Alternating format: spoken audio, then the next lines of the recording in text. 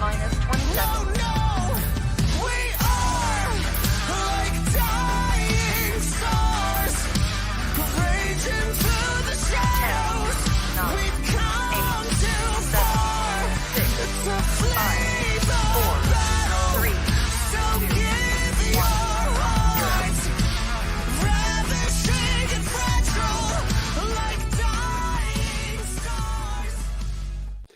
Howdy, everybody, and welcome to Liberty Libations. My name is Jake Green. Tonight, I have joining me Zane, Steven, and Alden. Thank y'all for joining tonight, y'all. Yeah. Cheers to everybody else with a 420 credit score. Cheers. I'm actually drinking with y'all tonight. So since it's 420, I thought I'd partake in some drugs. Got some Guinness going. The vitamin G. Heck yeah. Well, that's funny. We call this vitamin R out here, actually. The Rainier. Interesting. Okay. Yeah. Well, we have to talk about the Great Create. Let me pull it up because it is fast approaching, y'all. May 12th through the 14th, Libertarian Party of Georgia is hosting a festival. It's a DIY freedom festival. It'll be in Perry, Georgia, at a place called Cherokee Pines. We have many great speakers showing up to speak. We have bands, we have movies, we have live podcasts, we have people demonstrating all sorts of new skills, including Dave Miller, who I've interviewed, Edgar Mills, Kristen Hammock I've interviewed. I haven't interviewed Seth, but I should definitely get on that. Yeah, if you are interested in learning new skills, being a little more self-reliant, a little more self-sufficient, this is a great festival to come out to. We also have Mr. Mark Passio coming out to speak. He's a brand new speaker on the list. It should be a freaking great time. And, you know, Shane's so big that he's listed on here twice. That's how good Shane is. So natural law, we talking Bastiat type stuff? I guess you'll have to find out. Because, yeah, I have not done a deep dive into Mark, Reed, John, or Tia, but I know Shane like crazy. And I wonder why that is. Actually, Steven, why don't you give people a lowdown on what happened this past Saturday? Oh, it was great. I had a good time. So we had a viewing of your documentary. Danny Dolan was nice enough to let us borrow the Town Square Playhouse in Fayetteville. It's a musical theater typically, but you know, we hung up the screen, got the documentary going, and I don't know what the final head count was, but hey, it was enough to ask some good questions and have some good conversations afterwards. yeah, oh yeah, the Q&A was great. Q&A was hilarious. We had some really funny people, and like it was the most libertarian room I've ever been in, where people thought that anytime any question was posed, that they were the ones that were supposed to answer. It was just a blast. I had a great time. Yeah, I think I'm guilty of that on one of them too, because there was one of them that came across like, hold on, I got this one. Yeah, no, everybody, like that happened every single time. I mean, people in the audience went on like a 10-minute tirade at times, like where me and Jared, who were up on stage answering some questions, we just looked at each other and like, we're not going to have to answer any more questions all night because these people are just answering them themselves. But you know what they say, if you've got a room of 10 libertarians, you'll get 20 different opinions. Yes, you will. Oh, interesting. Robert says the hotel for the Great Create is already fully booked. So that's pretty awesome. I've got an Airbnb 10 minutes away. I've got a van that I'm staying in. So, Oh, cool. Yeah. So that'll be fun. Y'all, I don't have tons pulled up tonight, but I thought since the weather is getting much better here in Georgia, and libertarians are known to want to be outside a lot, maybe smoke a little, maybe just be in the garden, maybe be a little more self-sufficient. I thought this was a pretty good thing to know. You can get a free fence. If you garden in your backyard naked, your neighbors will build you a privacy fence for absolutely no cost to you. I thought this thing was pretty freaking genius. I'm going to have to test that one out. I bet I wonder how often that could actually work. Like, I bet it's worked more than one time. For every 9 arrests, there's 1 fence built. Like, can you be arrested if you are naked on your own property? I actually have no idea. I was just gonna say, like, does that depend on like your like if there's like a HOA thing or something, or like it would depend on that maybe, but yeah, and I wonder like if it's like front yard or backyard or how Robert says. Is it a violation of the non-aggression principle to be naked in your backyard?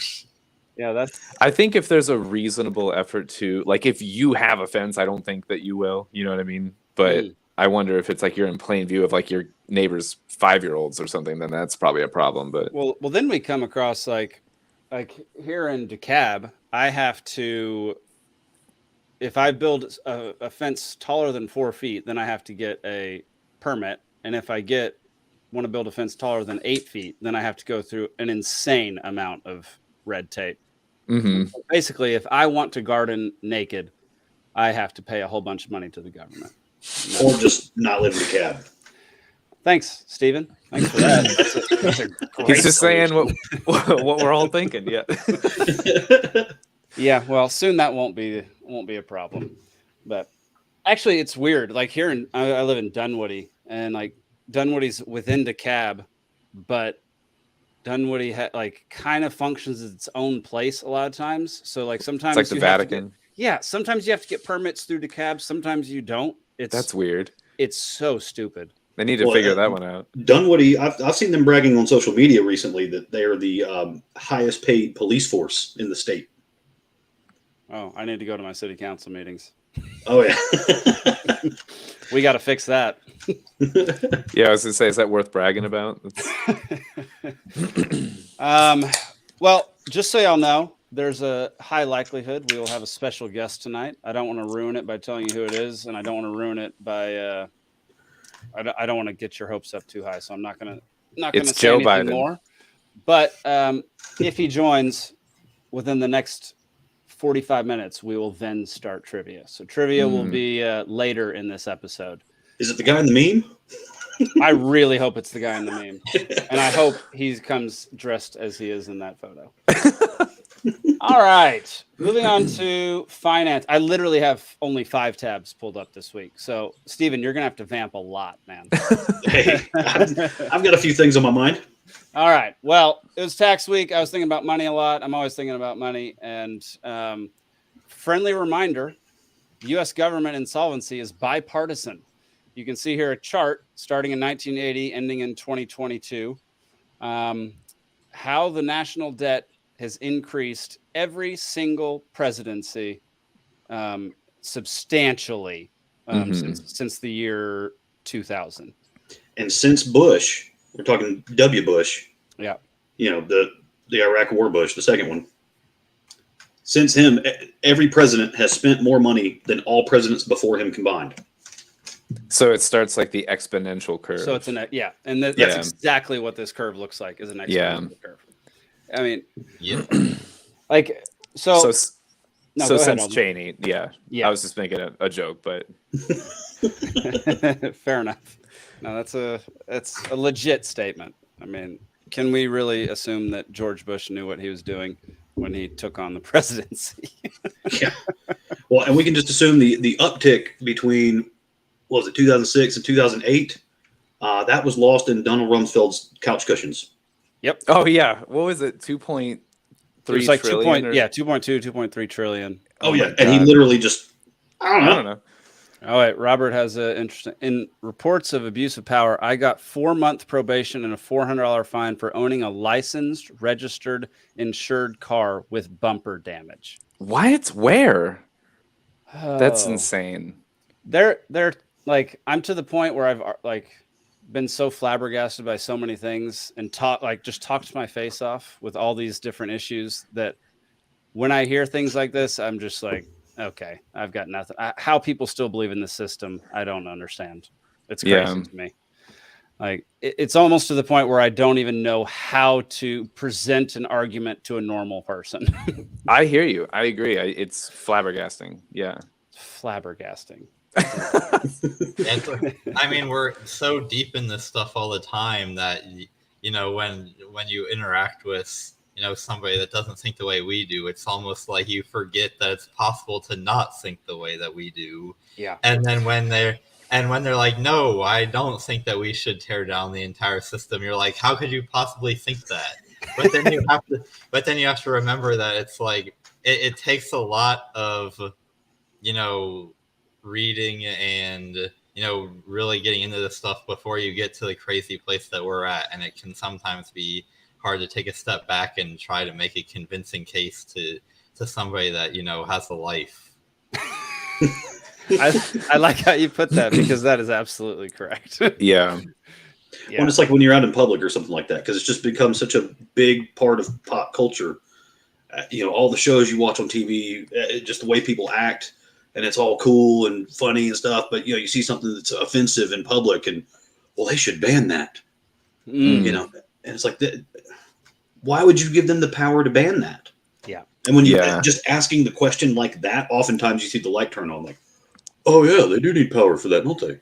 And then I would ask, the follow-up to that is like, it starts with something that it's easy when you agree with it being done away with, but then as a principle level, we should protect it, because soon it could be the thing that you want or believe in that could be done away with, or what you're trying to say that's being silenced or censored. But I've had to say that to some of the evangelicals, like, we shouldn't be able to sell alcohol during Christmas. And it's like, well, no, you don't have to buy it. What do you do? What do you do when the next town council gets in and you're not selling alcohol during Ramadan? Yeah, right. How you gonna feel about that? What do you say when the next town council comes in and you're not selling alcohol at all? That's what I was going to say. Right. Yeah. It's really hard to get people to think like that, though, because they're always like, well, that would never happen because I've never seen it happen, and therefore it's impossible for it to ever happen until it happens.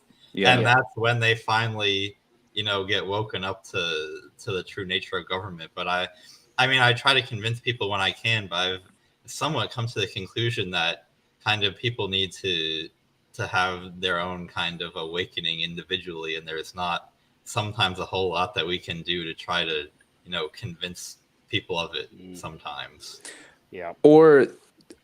I think that I really like what you're saying about like each individual person kind of having to get to a certain place on their own, and just recognizing where that person is at and trying to give them the certain breadcrumbs that they need to do it on their own, and not overwhelm them and not chastise, I used to be a bartender, and I would really enjoy talking with people, and every person that came in is at a different level, and some are, really far on one side, some are really far on another.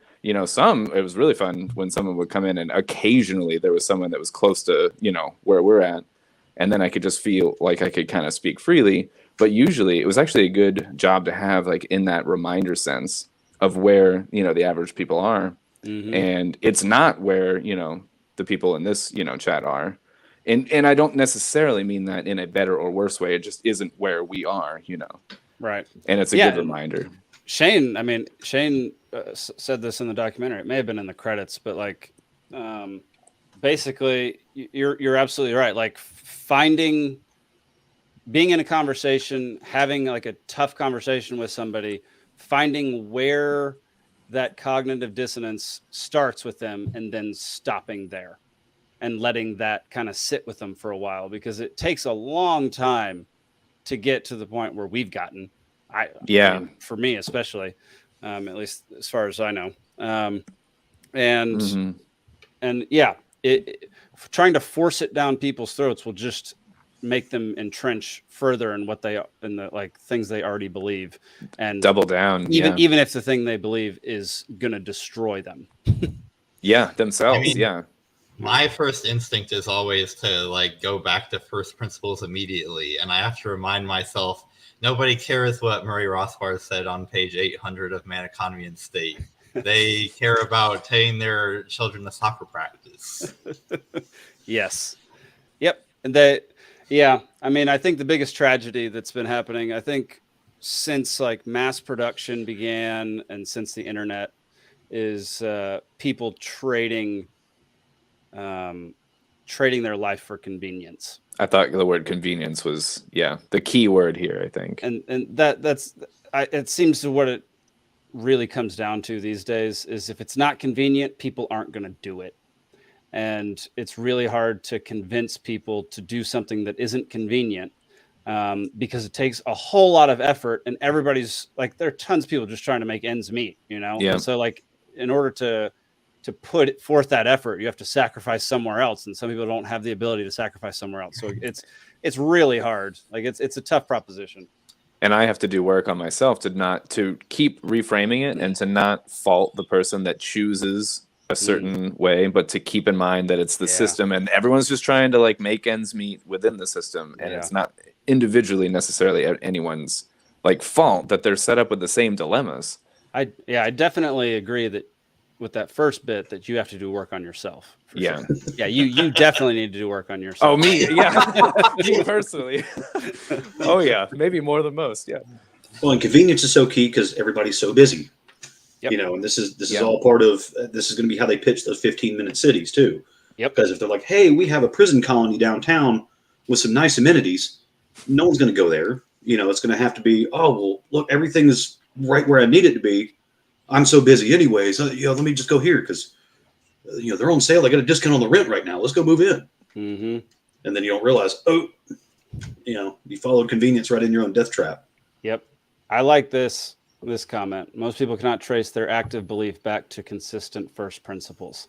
That's actually a really good way to approach some of these subjects, is not talking about your stuff at all. Being like, okay, let's take back like why you want that thing banned, and let's take it back to why you believe that.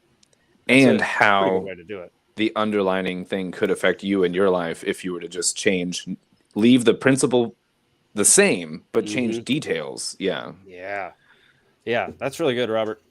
I agree. Thanks for all the comments. You're killing it. He's got good stuff. All right. I don't think we talked about this last week. I'm not sure when it happened. Let's see, April 15th. Okay, so it happened since last week. This is astounding in just so many ways, but we're going to watch this clip real quick and talk about it. You're going to drive the debt from somewhere around $32 trillion up to about $50 trillion, correct? Yes, but what I believe is the single This is one of my favorites. most important metric for judging the fiscal stance of the country is real net interest as a share of GDP. Goodness. So are you gracious. concerned when you're taking the debt from $32 to $50 trillion? Are you concerned who's going to buy that debt? And also at what rate they'll expect to be compensated for buying riskier and riskier debt? Are you concerned about that? Well, if the real net interest cost of the debt remains low relative to GDP, and we're on a sustainable fiscal. Well, we're not on a sustainable path. You're going to drive the debt from somewhere around 32 trillion up to about. She does not have the speech, demeanor, and cadence I would expect of a Treasury Secretary. Yes. At least for the U.S. She sounds like a bud tender. No. Like, what's this one going to do to me? Well, this one has the right mix of the cannabinoids, and we took it from No, I think she's literally they took Fauci's essence and put it into an old woman. I mean, She sounds exactly like him. They're purposefully using terminology that nobody understands in an attempt to make most people think that they're not qualified to disagree with what they're doing. Similar to Fauci. Yeah, actually. Exactly. Yeah, similar. Luckily I have some finance background, so I can actually understand what she's saying, and she's completely full of crap. Yes, well, yeah, because completely full of crap. If you increase the debt that much, then your interest cost is obviously going to go up too. But when she pops in big words and people are like, "Oh, I don't know what that means. All these people are so much smarter than me. I'm not qualified to contradict them."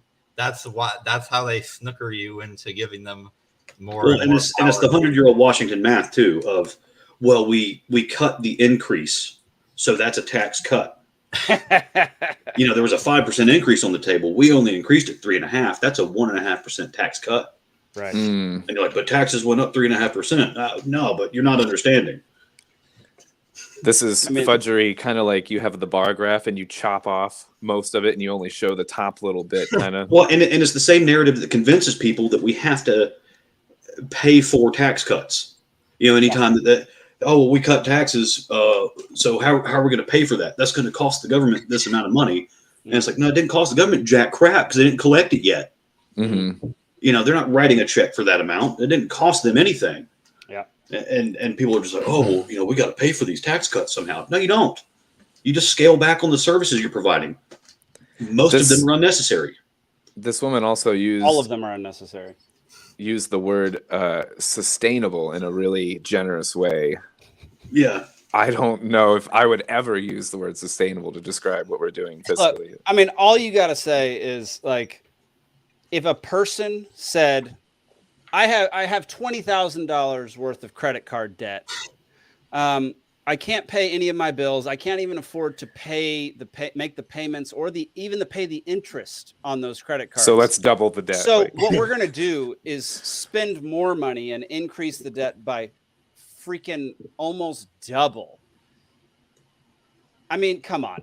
Like, yeah. The only time that actually works is I got a loan against my credit card a few years ago, bought some Bitcoin, flipped it in 3 months, doubled my money, paid off the credit card. Yeah, that's pretty good. Pretty based, man. That's a good move right there. I like that.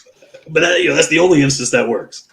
Yeah, I mean, like, not financial advice, but man, if you're sticking with dollars only these days, you're a lunatic and you're not paying attention.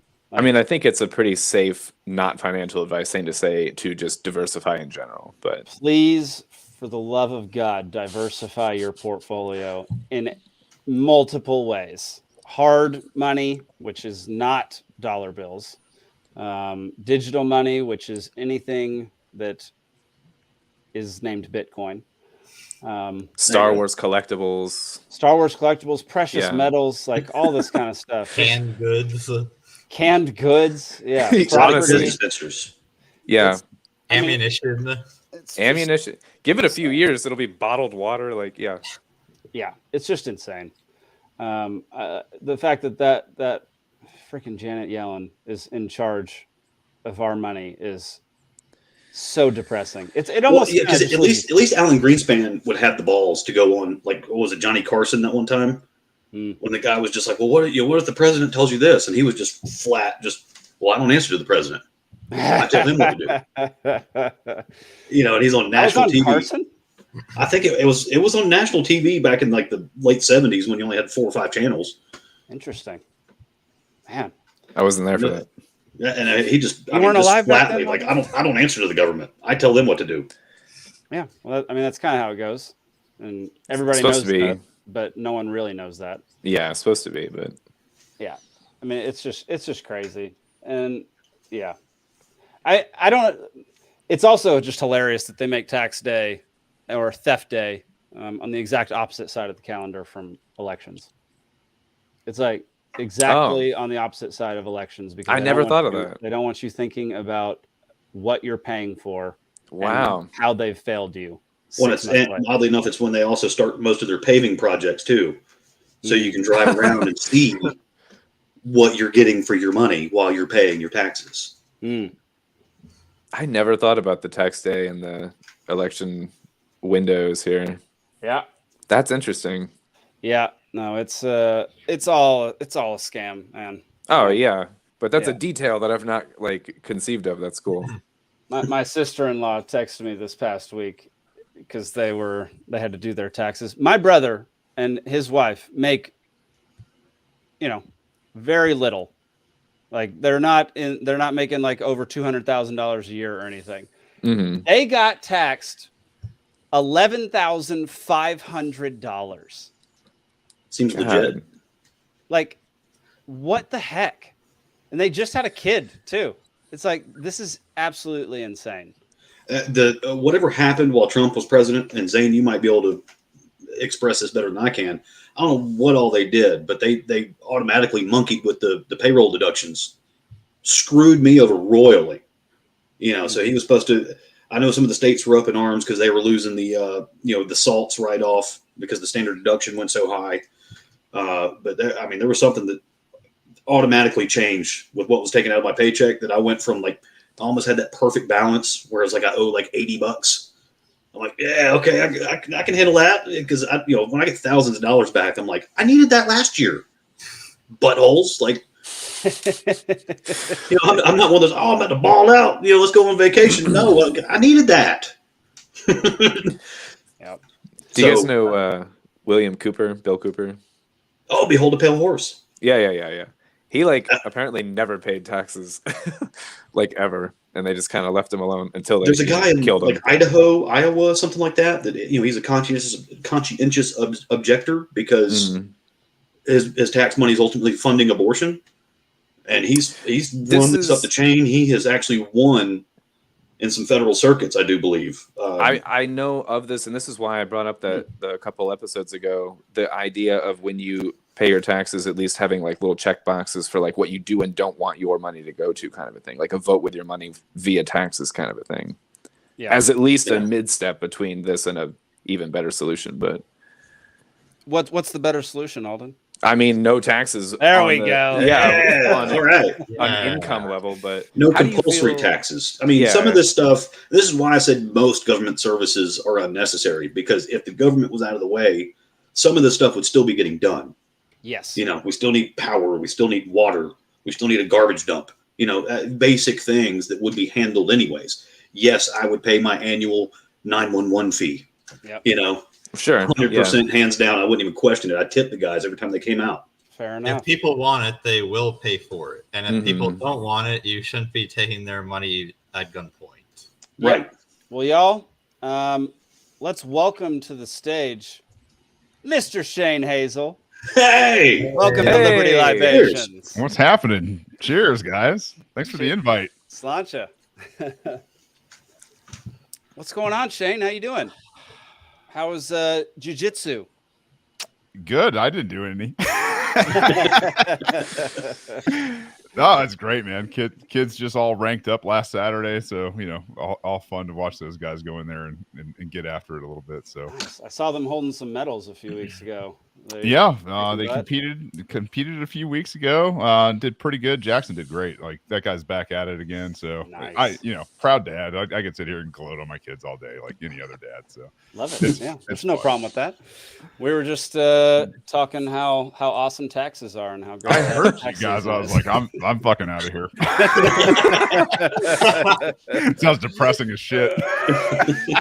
It's pretty depressing, but we're gonna make it more depressing here in a little while when we do trivia, and an entire round is about the tax code. I'm gonna tell you right now, all I do is make sure I don't go to jail every year, and that's it feels like we're getting close to not doing this shit anymore, though, right? I mean, it kind of does. You guys feel that way? I got out of a little bit because that was kind of my story of how they automatically adjusted the payroll deductions a few years back. Really screwed me over, because then I went from almost having that perfect balance to I owe thousands of dollars, and I had it, but I wasn't going to give it to them all at once. So we work out a payment plan, and when you get a payment plan for consecutive years backed up, and then you have an automatic deduction for it, then you can call them up and give them hell, like, hey, I didn't authorize the deduction for that account. It was for that year. And just really frustrate the dude on the phone. And I got out of $38 this year. There were 3 different payment plans. And I was like, I didn't have a payment plan for this year. You shouldn't have taken that money. And he was like, hey, well, just let me keep that. We'll waive the difference. I'm like, perfect. Awesome. Oh, man. I can tell you guys how I went to court for property taxes a couple months ago. Ooh. Okay. What happened there? Well, I mean, it went about like you would think it would go. It's funny as I'm sitting in there, and our local sheriff, who we're cordial and everything. Like we have a working relationship, and he walks up, and I'm sitting in the front row, and he goes, "You good?" And I was like, "Yeah," except for that I'm being extorted. And, he kind of laughed, shook my hand, and walked out of there. That's the highlight of the entire thing. But the judge basically did not listen to anything I would say, because I was just citing the Constitution and really putting forth the idea that, hey, look, we obviously fundamentally disagree with this on a rights issue, right? Like our right of conscience and association is being violated. And the lawyers from the county came in and were like, oh, this and that, and they brought their witness, and here's how we justify stealing money from you. And I started to cross-examine their star witness, and I was like, said something to the effect of, do you take pleasure in robbing your fellow citizens with words on paper? Oh man, I got shut down right away. I was like, all right, well, I guess no further questions since I can't, ask questions here. So, and yeah, Well, that was it. there is something in the state constitution that they can freeze your tax rate as a veteran, like for life. The tax assessor can do that. You don't need legislation for that to happen. All you need is the tax assessor to just be on your side, and he can just stamp that for you. Huh. I've made multiple phone calls and emails to our tax assessor here because I'm like, can we freeze the millage rate based on the purchase price of the house? If we have to have property taxes, that's the only hard data we have for fair market value. So like I'm in the house and it appreciates. You're taxing me on unrealized capital gains. That's actually a good point.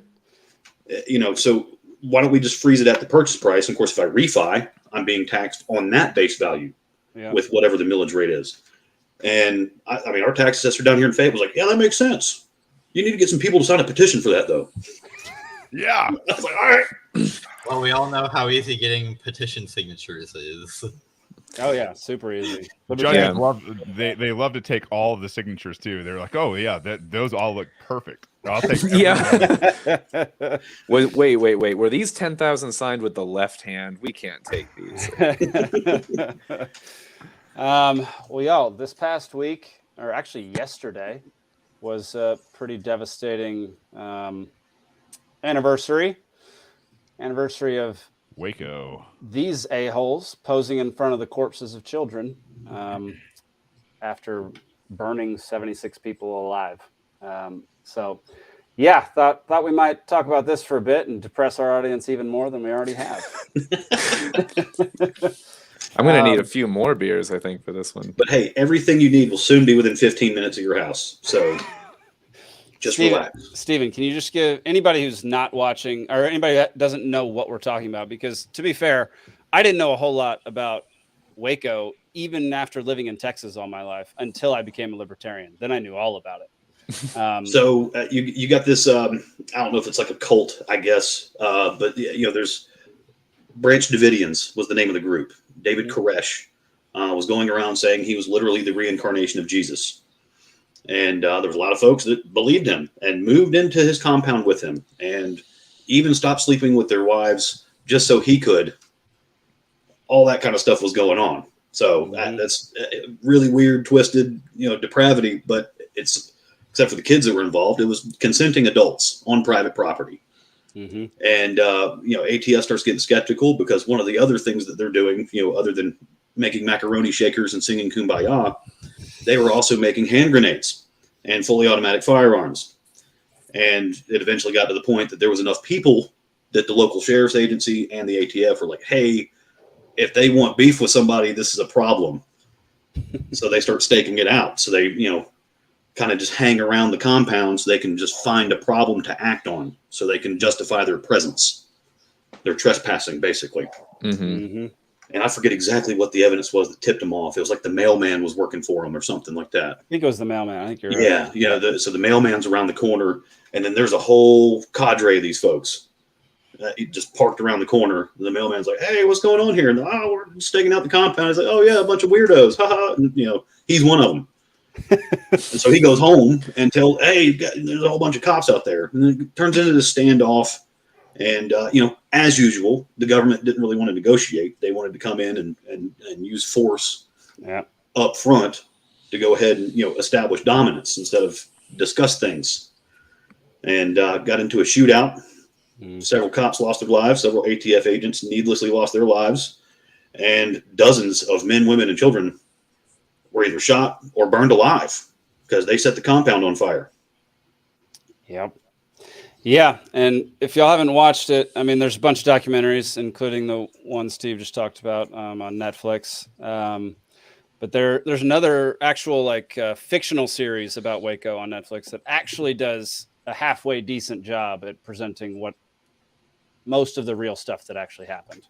I don't think they demonize the ATF as much as they should have, but but they do a decent job, and you come out of there definitely not on the side of the government, which is different for a fictional movie these Well, days. and some of the real heroes in the story too are the news crew, because this is also back in the day when they actually had film reels on site, and the guy snuck some under his jacket so he could get it back to the truck. Like he went through a checkpoint after this whole thing went down, snuck the film reels past the checkpoint, got in the truck, and uploaded it before they even left the site. Wow, that's crazy. Danielle says it should be noted that a lot has changed on a federal level in terms of surveillance, use of force, et cetera, since that event, because of that event. For better or worse? Yeah, are they surveilling people more now or what? I mean, I definitely feel like they're surveilling people more now than they were back then. Yeah. Oh yeah, well, now we have the ungodly fusion centers, that were never supposed to happen. All the intelligence agencies sharing one database. I mean, that's just like that thing in Dark Knight, right? Where they have collect all the cell phone data from everywhere in the city. Yeah, Hollywood loves to depict basically what's really going on. But I mean, seriously, think about for a second. Like Elon just came out and hey man, they had every direct message from Twitter, right? So they've got everything everywhere. We have to just kind of be smart and be like, yeah, you know what? They have everything everywhere. If somebody got an itch in one of those organizations over some person, just an itch, right? And they wanted to go in and peruse that person's history, man, you could destroy damn near anybody just like that with the right crowd. I mean, it's just one of those things. And you're just like, that's the power that the state has right now. And you combine that with the media and the billions and billions of dollars from guys like Bill Gates. I mean, this thing it's so far out of control and so far past what Orwell wrote about now. Like we have no idea the real power that these guys have. Even legally, I mean, when you sign, click accept to terms or whatever for Facebook and Google and all this stuff, just on the surface level, legally, what they're able to do. Say you don't have a Gmail account because you're I don't want my stuff seen by Google or whatever, but you have to email somebody. And that person uses a Gmail account. Now your correspondence on both sides is visible. It doesn't matter. It's insane. It's so open. Or if it goes... And heads up, if you're using Google Chrome to check your Proton mail, same effect. Yeah, exactly. Browser, international, there's all kinds of different little caveats everywhere. And that's just, quote, legally, Anyway. Yeah. This is why I de-Googled my life a while ago. Yeah. It's the best decision I've ever made. It's a little less convenient, like what we were talking about earlier. Yeah, it feels way better than everything about me being just self-populating on every single browser that I go to. And you're not as in the clear as you would think or hope. But have you seen Apple? Have we talked about this yet? Apple's thing where they were talking about going through all of everybody's photos because they're looking for child pornography or whatever. What? I don't know. I thought we might have talked about Apple this. Apple can go through your photos on your phone? They were talking about doing this, and I don't know if it's been officially signed on yet for the next. They're headquartered in China. There is no intellectual property in China. So that's right. This came out while Trump was campaigning that the keys are not stored in the U.S. And that was it was one of those shootings in California, a terror suspect or something like that. And because I remember John McAfee was offering to unlock the iPhone to the FBI because they were talking shooting. Yeah, because the FBI was talking about how they couldn't get into the phone, and they're like, "But you're the government. You're the federal government. What do you mean you can't get on the phone?" And they're like, "Well, China has the keys." And then Apple at that time wouldn't give it up either. Yeah, and of the big tech companies, they at least on a surface level were kind of presenting as more about people's privacy rights for a little while, but now even they are, at least we're talking about, I don't know if it's officially been rolled out yet, but doing the whole they can look through and have an AI program scan through every photo on everybody's iPhoto, which is why I don't keep anything on iPhoto. But Jeez. anyway, Well, and who was the guy, the whistleblower, William Binney, with the NSA? He was the former technical director, and he was taught is the concept of parallel construction is what they call it, where they can go into your phone and plant some stuff, which is the reason why they'll apprehend you. yeah, which is why And then this shouldn't be. and then it's admissible into court. It's authentic because it did originate from your device. Yeah, you'd never be able to prove them wrong. That's Yeah. crazy. Well, you can never prove them wrong, but let's get something very straight here. Is if they're busting you for child porn or any of that kind of stuff, let it be known that they don't give a flying fuck about child porn or any of that other kind of stuff, right? Nope. They don't care at all.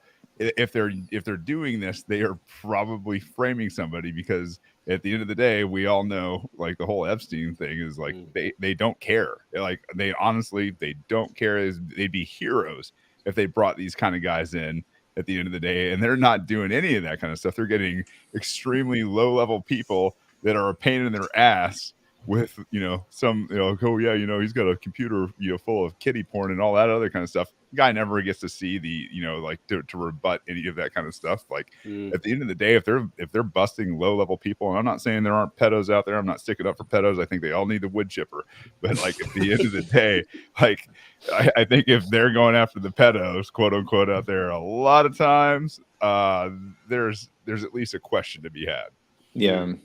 Yeah. Oh yeah. Well, I remember Barney Frank, during one of his retirement speeches, basically when he was at the end of his term, and they were attacking the Dodd-Frank bill, and they didn't want it to pass, and then they were bringing up the underage male hookers at his parties, and he goes on the floor of Congress on C-SPAN, and he's just like, "You guys were at my parties too. I will name you. Pass my bill. See you bye." Some pretty blatant. He said it more words than that, but that was the message. Wow. Yeah, I mean that's pretty high level blackmailing right there. I mean, Yeah, where and everybody can then they see pass it, and then something happened that his bill was supposed to prevent, and one of the banks that got caught up in it, he's on the board of directors. Oh, Signature man. Bank. Wow. Yeah, it all comes together. Y'all, I think it's that time. What do y'all think? I think it's time What? for trivia. Trivia time? Yeah. Yeah. All right. Let me share my new screen here. I'm going to lose again this week if it's about taxes, because I don't know. Well, I just have a feeling you're going to lose every week, but They're the price we pay for a civilized society, guys. That's the only answer. all right. It is not 4/13/23, but I launched this before I edited that. So, Shane, you've not played before.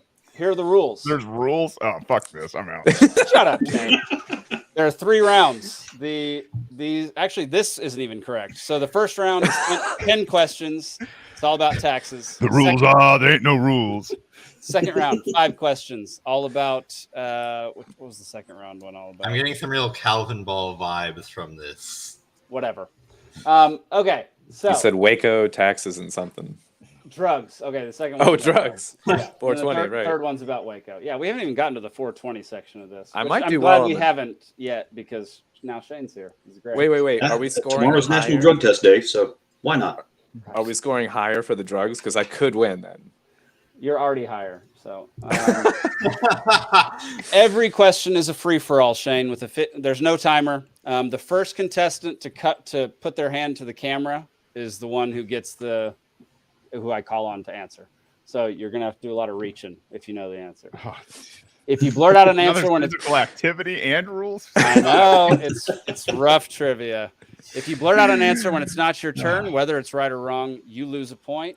If a contestant answers, they cannot give another answer until all other contestants give an answer. Winner picks the primary topic for the next episode. All right.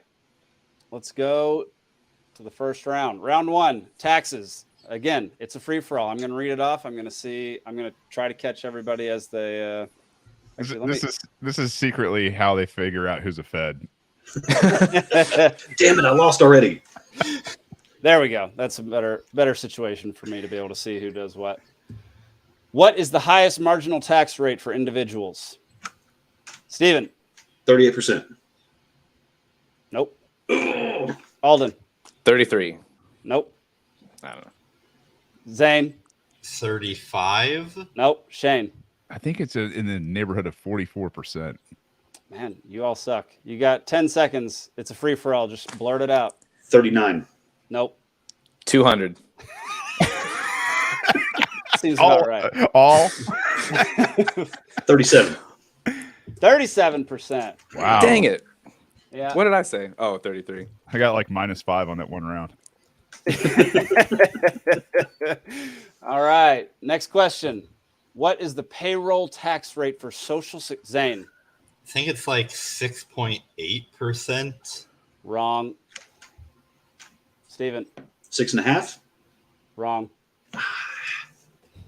Yeah, I mean some of these are impossible. Shane, go. 6.6. 6.66. So we know it's in the sixes at this point. So Alden, what's up? Oh, sorry. I was no, Alden. You got an answer? Oh. You're the only one who hasn't answered yet. So you get 6.9. no. Yeah. Free for all. Go. 6.7. Taxation is theft. 6.3. All right, it's over. 6.4. 6.2. Y'all Wow. bounced around that one for forever. Question number 3. I don't even know what it is. So What is the corporate tax rate as of 20? Zane. Oh shoot! Now I can't. Is it 21%? Oh, Yep. Damn. good job. Good job, Zane. All right. Question number 4. When was the federal income tax first implemented? Zane. 1913. Wrong.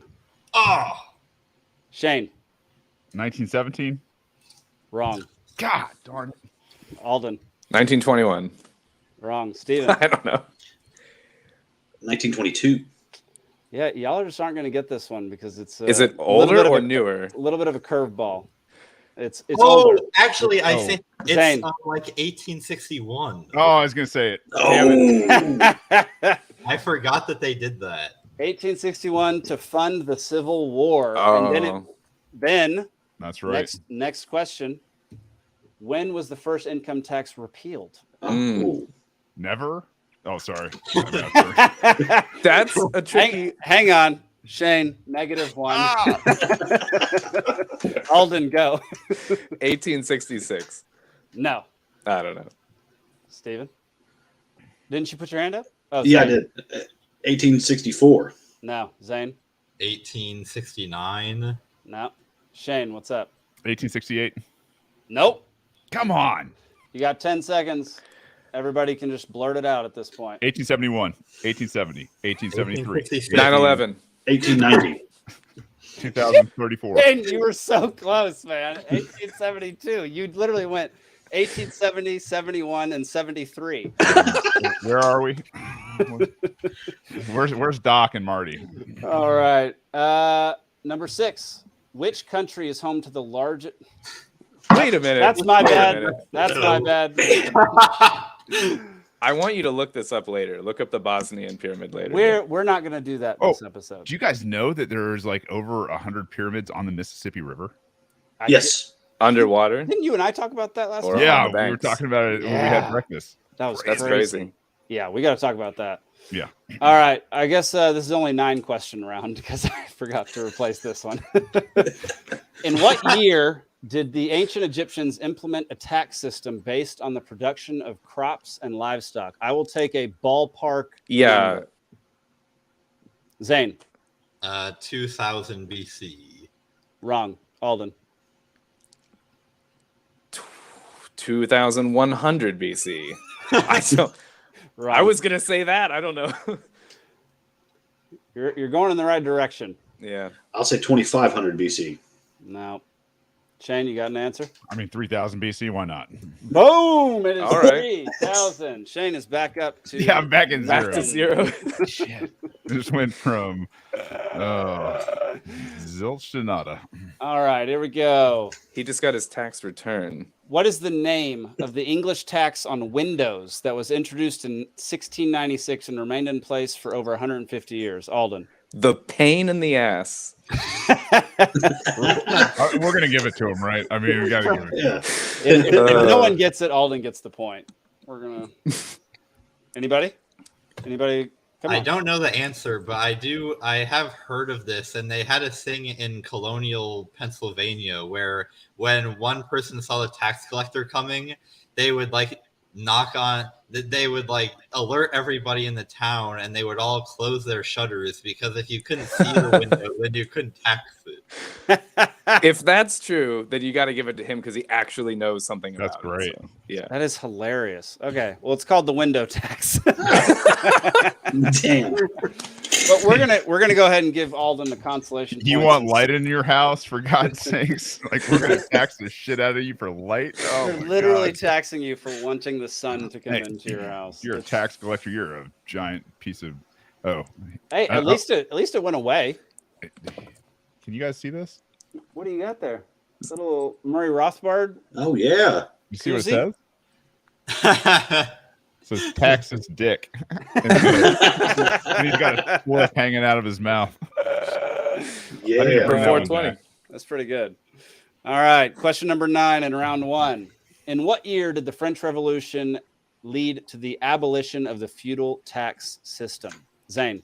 Let's go 1789. That is I was like, unbelievable. I was going to get Wow. 1790, and I should have said it because then I don't know. Shane, just so you know, Zane is the 89 though. asshole who destroyed everybody last week. dude, I'll tell you what, Yeah. man, he came up with 1789 real fast there. I was like, wow. That's, I just I don't trust myself, and I was like really close, but I can't believe that he got it on the first one. That's Zane, crazy. what are you drinking over there? This is actually water. See, he's fucking out. Fuck this. I'm done. I have an excuse. So He's not even inebriated. Like this. No, the restaurant in the lobby of my Zane, yeah. office building had a happy hour for their anniversary of opening, and so they were giving out free drink tickets. And my boss actually also gave me his drink ticket, so I had 2 like pretty strong drinks like right before I came home. So I decided. So you're I should already probably- drunk. Yeah. That's great. Okay, He's- so he's ahead of us, y'all. Rub it in. Just rub it in, Zane. Final question in round 1. What is the name of the tax that was implemented in the UK in 1799 to fund the war against France, which required a tax on personal property? Steve. The property tax. Wrong. Good guess, though. Good guess. Had to throw it out there. Just saw a pattern earlier. It's a weird one. It's a weird name. I'll give you all that hint. No one?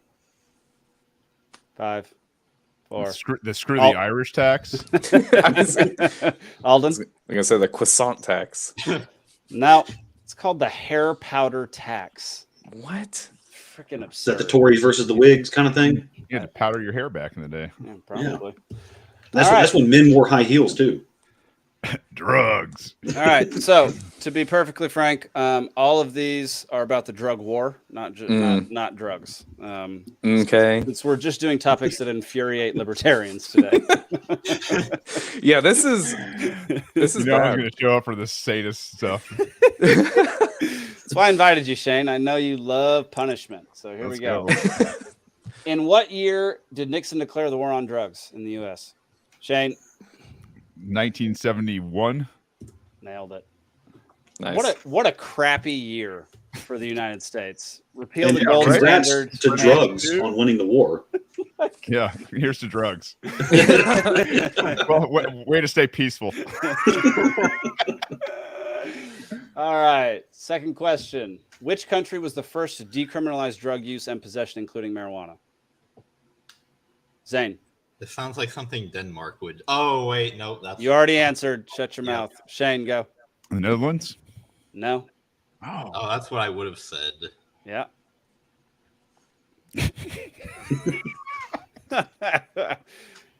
Y'all should get this. This is not a hard one. Alden. Okay, I was gonna say something, and now I'm like gonna look really dumb because Yeah. I was gonna say Amsterdam, but I'm pretty sure that's a city. That is a let's go to city. the Netherlands. And exactly, so we're on the same wavelength. I'm All right, just dumber. so Like, Steve can guess now. Is it Canada? It is not Canada. Y'all have 5 seconds because this is ridiculous. The U.S., Mexico, Nicaragua, Costa Norway. Rica, Guatemala, Brazil. Brazil, Bahamas. Game over. Portugal. Portugal. Who said Portugal? Steve did. Steve gets it. Geez, a Pete. Like, I mean, he said it the exact time that I presented it, so I'll count it. is Yeah, but no Portugal one- Oh wait. like Spain now. Like they don't have. They're pretty much like kind of fairly decentralized now, aren't they? Spain is or Portugal? Portugal. Yeah, Portugal Yeah. is like it's a crypto haven. Like you can go there and there's no tax on Bitcoin, which is phenomenal. My uncle, who's huge into crypto, was considering moving to Portugal specifically because of that. All right, question number 3. Good shellfish. What is the name of the controversial program implemented by the United States in the 1980s to support anti-drug efforts in Central and South America? Wow. Alden. This is not it, but the DARE program. You're right. That's not it. Zane. Just say no. Wrong. Steven. Is it Rico? No. Y'all will know this once it's put out there, but it's tough to think of this one on your own. Yeah. Shane, you got an answer? You're the only one left. No. I mean, something Contra. I don't know. I have no idea. You got it. Contras The program. Contras. Okay. Can we give half points? Because That's right. There was a Pineapple Head down there. Noriega. 1.5. yeah, Coming back. All right. Which drug was banned by the U.S. in 1914, becoming the first drug to be regulated by federal law? Steven. Cocaine. Wrong. Alden. marijuana. Nope. Mm. Zane. Opium. Got it. Okay. Yeah. Opium. Set the stage for all this crap. They had to they had to make sure that they could only get it through CIA funded poppy fields. Exactly. It can't come from China. You know. Yeah. Got to get it through our source. All right. Final question of round 2. What is the name of the infamous drug lord who headed the Medellin cartel in Colombia in the 1980s? Steven. El Chapo. No. He was later. Oh, why can't I think? Alden, I don't know what that is. Stop I'm waiting. like trying to think of it. Not committing. Nice. Oh my god. I'm gonna hit myself once. I know. Shane. Yes. Is it Noriega? No. Ah. Yeah, y'all are all gonna smack yourself in the Yeah. face I after know, this there's one. It's like the a guy show that about owned all the hippos. You got Oh my that God. right. He got arrested. All Yeah. the hippos got. Yes. let I know. I loose, just and can't now think of. Venezuela has He did all not. the He did Indians. not get arrested. He got shot in the head. Oh. No. Nope. It's Oh. gone. Still not. Nope. All right. Oh no. Wait. Is it What? Pascal or? That's the guy who played Pablo it. Escobar. That's. Oh! I could not get Pascal out of my head. Yeah, no, he was in the show Narcos. Escobar. My God. Pascal. What's his daggum name? Pedro Pascal. Yes, I couldn't get his name out of my head. Yeah, he was Oh in the my show God. Narcos. Yeah, That's yeah. why I kept like once my brain has a thing to latch onto, it won't let it go. I have to like fall asleep and wake up the next day, and then I'll randomly think of it. All right. Well, we're not going to hold trivia for that long, so No. we're going to move on to round 3. Round 3. Wacko. Gosh, we got to have that. Wacko. I gotta have you do the announcements for each card from now on because that was fantastic. All right, round 3. 3 points each. Even Alden still has a chance. How long did the siege last? How many days? Alden. 7. Oh, no. Shane. 3 days. No. Zane. 5. No. Y'all are way off. Way off by weeks. Oh, 30. I'll say 6 weeks. I need specific days, Steven. What? I can't just say 6 weeks. No, because it doesn't come down to a week. It's actually 6.66 weeks. that's 36 days. wrong. All right, it's a free for all. Just start yelling 35, out. 34, 33, 30. Okay. Yeah, 30 days. Free for alls are stupid. We're not doing that anymore. No. 51, days. I was going the wrong direction. That's So what I said. They were holed up in that compound for 51 days. That's preparation. And then they got burned alive. Like, what a miserable existence. Also, the people in the comments are doing better than y'all. I'll bet. I just want y'all to know. Because we're not cheating. They got Google and Oh, come on. Come on. They're not Honor system. Honor system. They're all very reputable. They're good. They're not under this kind of pressure. Fair enough. Right? Right. What was the name of the operation that attempted to raid the Branch Davidians? This one's going to just say a lot. Alden? Operation Waco. Zane? It's something. I think it's something incredibly stupid, like Operation Righteous Fury or something dumb like that. That doesn't sound stupid. That sounds awesome. That sounds like a band name that should happen. I want tickets to that concert. I don't want to make a joke about this because it's going to piss me off. Well, the answer is going to piss you off. All right.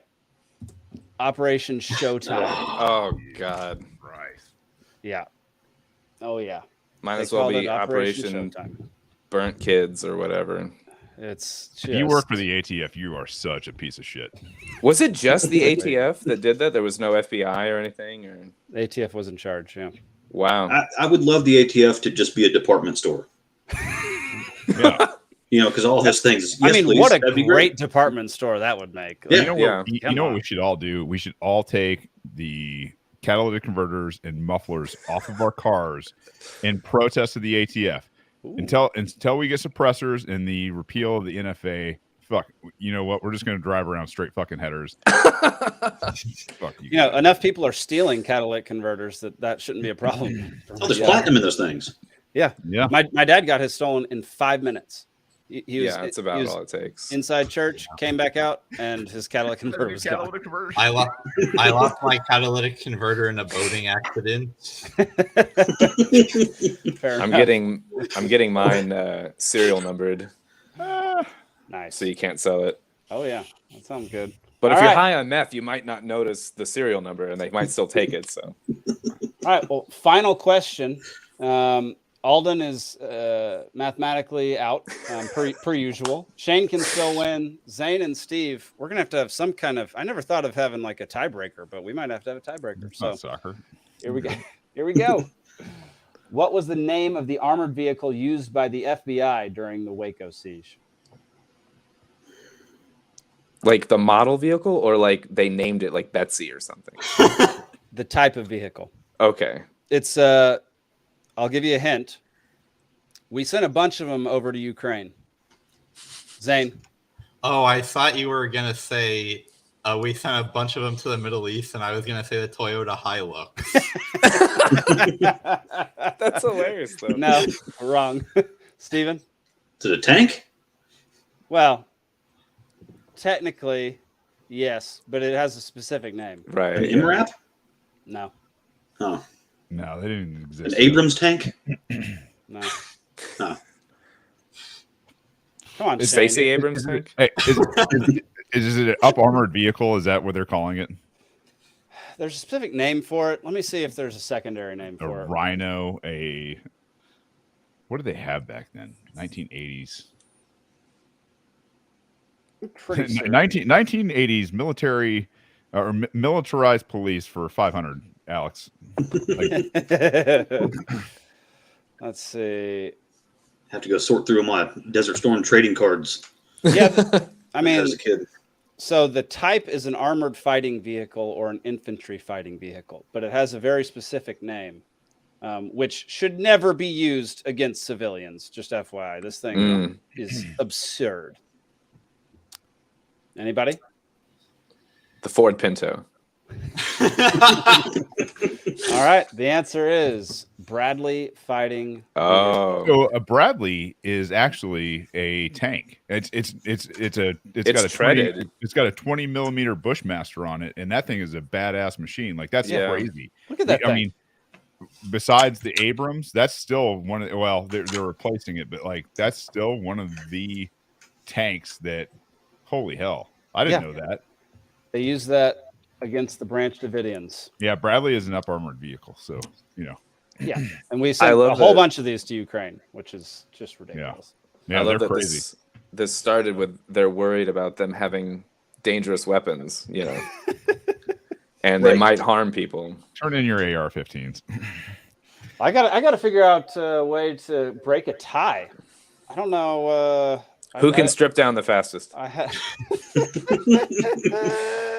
We were talking about naked gardening earlier before Shane was on, so we were talking about naked gardening before you came on, Shane. I think it's funnier without the context. How Yeah. many of you guys can naked garden without getting arrested? yeah, that's what we were talking about. Yeah. We were actually talking about that. My mother and father-in-law frown upon it, but whatever. I think my apartment complex would be pretty displeased with me if I went into the courtyard and started doing that. Or you make a lot of friends overnight. Yeah. Well, y'all, but before the end of this podcast or this stream, I will come up with a way to break this tie, and then hopefully Steven can pick next week's Wait, episode because I is it can't have between- Zane win again. Let me tell you something. As a dad, I feel like I need to step in here. Rock, paper, scissors. Up front. Yeah. Let's Okay, do it. Hey, let's do it right in front of the. Let's go. It's 1, 2, 3, shoot. Okay. Okay. 1, 2, 3, shoot. All right, tie. Tie. Cool. Go again. All right. All right. 1, 2, 3, shoot. Are you guys lagging or just that discoordinated? Like, Ready? Tie. All right. 1, 2, 3, shoot. All right, you got me on that one. Freaking Zane wins again. watching, it's like Pistons. You guys are on opposite I time. was about to say the next time you guys tie, we're just going to call it a tie. And the next time you're in person together, you got to kiss. This is. I Zane think gets we -1 for being Zane. Yeah, honestly, my God. We should go with best hair between you guys. I think I'm gonna lose that one. Damn, dog. I mean, All- you all got done. to play that card. Seriously. Yeah. Seriously, you're Nobody such gives a douche. shit about bald guys. You're like, fuck you, penis head. Like, what? It's not my fault. You get a piercing like right there. Like,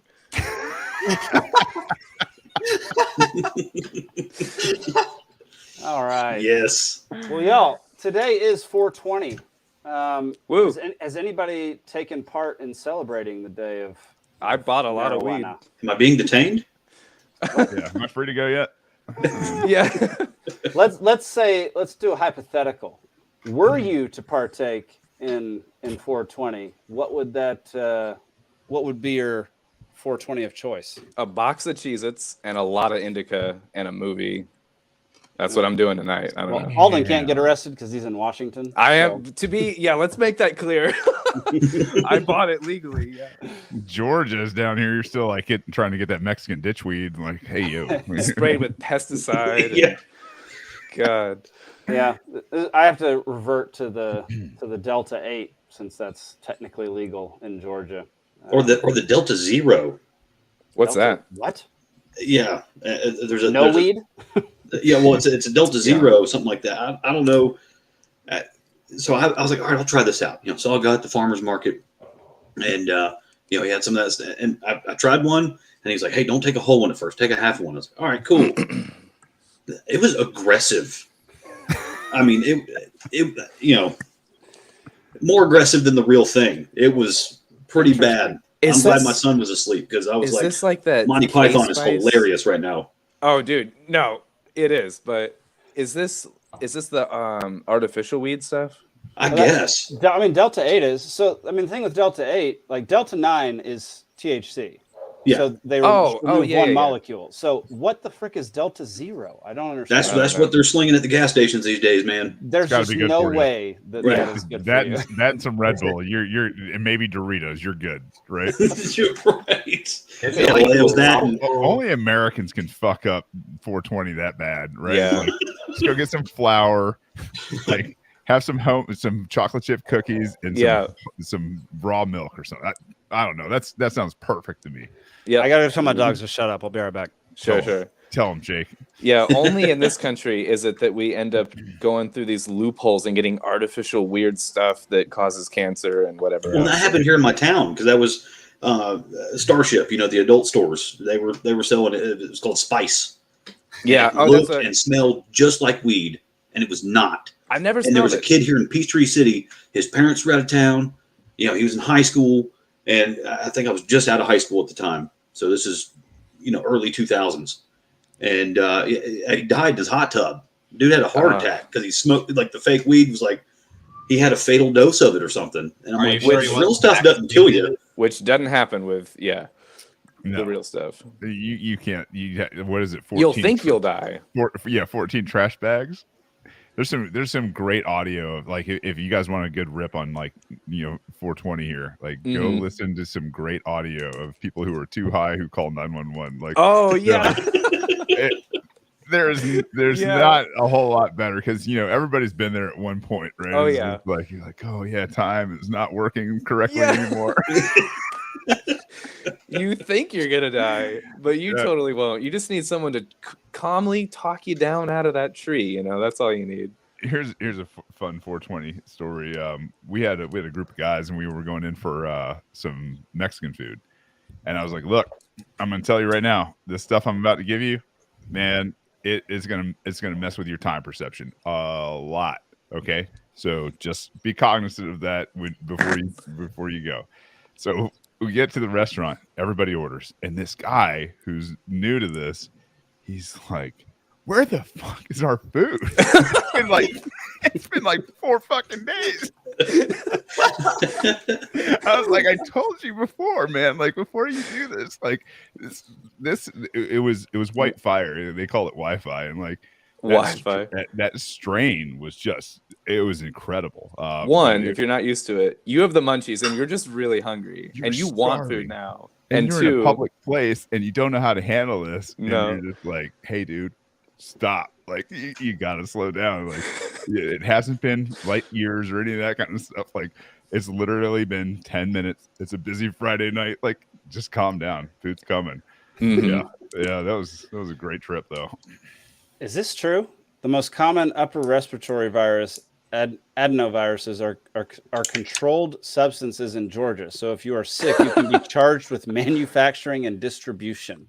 Well, didn't Robert say he was like a medical researcher? So if he's saying it, then I'm inclined to trust him. What the heck? So this is like when people were trying to charge other people during COVID for like coughing on them while they had COVID. It's a biowarfare thing, or like, oh, dude, I'm producing my own DMT tonight. When I'm sleeping. We're gonna boil down some morning glory seeds and get after it. Yeah. All right. Get ready for a headache. Yeah. Have y'all listened to I think it was one of the later Rogan episodes. He talked to the guy who had been trying to get MDMA legal for like 30 years. It should be. It's incredible, and I don't just mean that in a fun way. I mean that in like a therapeutic way. But State of New York just authorized it for therapeutic reasons. Okay, they did something right. That's good. That's good. But this guy, like, his name's Rick Doblin. He is a super interesting fella. What was really funny is at the end of the episode, Rogan literally says, I have to go like 5 times, and the guy just keeps talking. Is he the vet that talked about his therapy with it, or is that someone else? No, he's not a vet, but okay. This guy, like, it was pretty funny to hear like a researcher and like a really dedicated doctor talk about how before he would go to parties, he would just like smoke a whole bunch of weed so he didn't have to talk to anybody and just show up and eat. I mean, if you're brave enough to do that, that's great. But my social sounds like half my friends. I couldn't do that. Yeah, thanks for the brisket, man. See you later. Either. Like if I'm going out in public, there's not a chance that I'm having like an edible or smoking weed like that. That's just, no. I will not function properly. I'll say this: if you're rolling and you feel it tapering, smoke weed, kick it back up into gear a little bit, and it becomes a whole different thing. It's actually like my favorite combination of substances on earth. It's awesome. That's Mr. Steve Phillips. Nice, Steve. Cheers. Cheers. Let's see. Charlie Bethel sponsored the law that made adenoviruses controlled substances. adenoviruses. Adeno, is that how it is? I think so. Yeah. All right.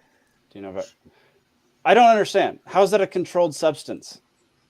So I don't get Your that. property, brother. Your property. That's all. The fact that they say you manufactured it is just utter BS. Your body automatically did it, so you manufactured it. Like, that's Yeah, insane. it's not like I got it from somewhere else. Like, Yeah. I'm trying to do it too. Yeah. Oh, yeah. I'm Just literally right willing. now. Oh, here we go. He's got the bill number. he's got the freaking bill number. Wow. Damn. Wow. He knows what he's talking about. So Is it a it's from 1911? 2012. Nice. Looks like it. So I guess there might have been some kind of terrorist plot, that people were going to mutate the virus in their own body and just cough it up in the airport or something. Yeah, that's what we're all doing. We're all just treating ourselves like petri dishes. And I'll be that bioweapon.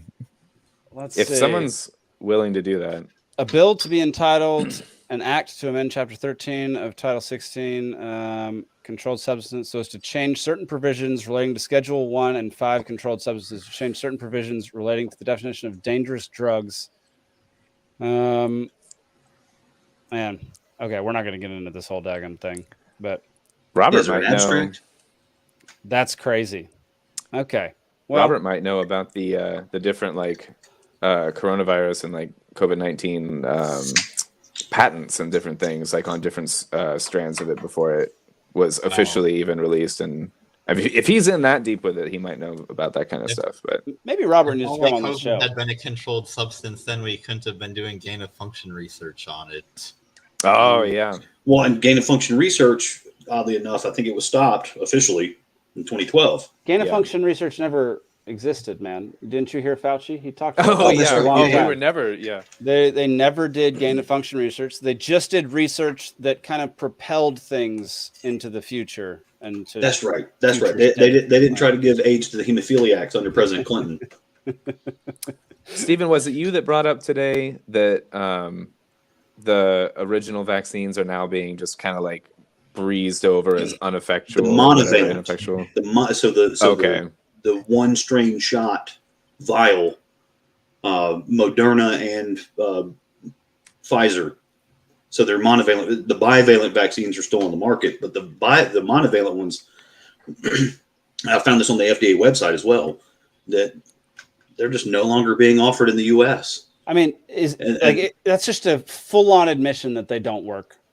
Yeah. Like, Yeah. it's literally just. And people anyone that won't see it said as that, they're just going to be like, let's take oh, a they step just farther.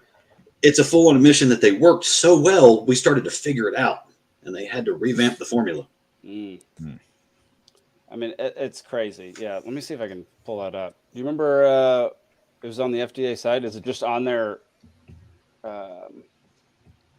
there's been so many On the things. You can just do if you're doing like a search engine, you can just do monovalent COVID-19, and it's going to be one of the first hits. FDA.gov.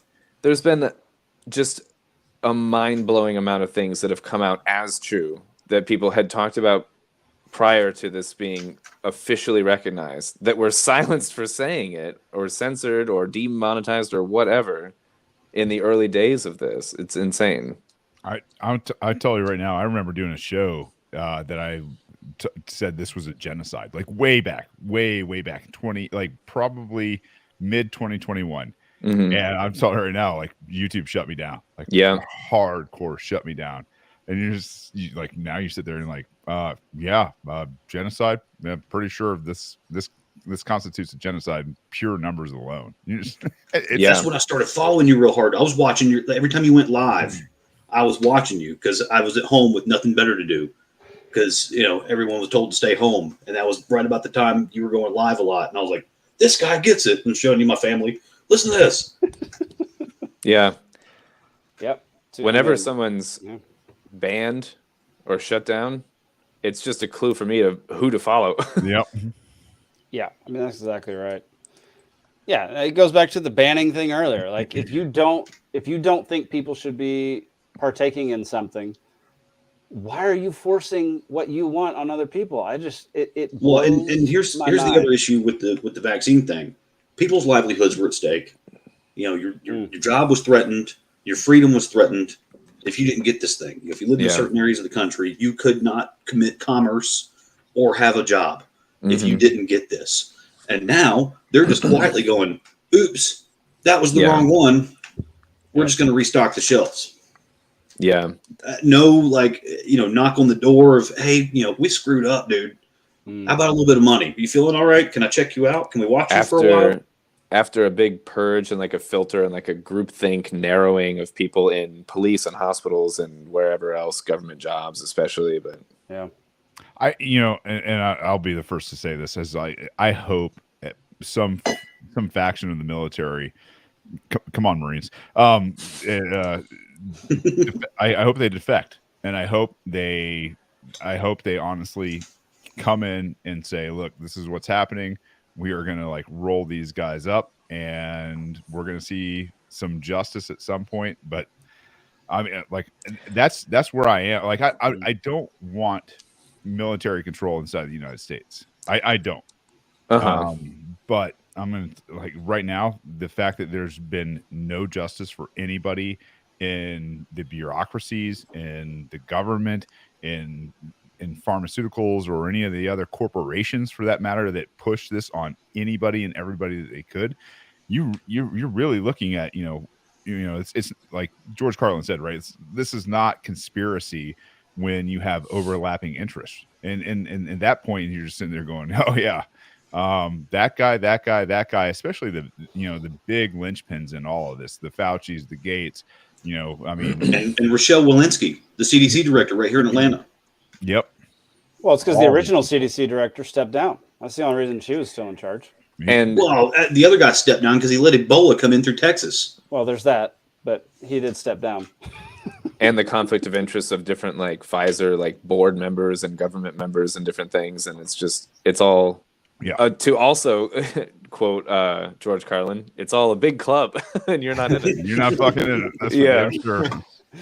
Yeah, and I mean, what's crazy is that we can talk openly about this, but 2 years ago this show would have been taken down midstream. Yeah, it's a little, talking about it's all cooled this. down some, but yeah. Yeah, just going against what the current narrative is They're gonna make you too famous.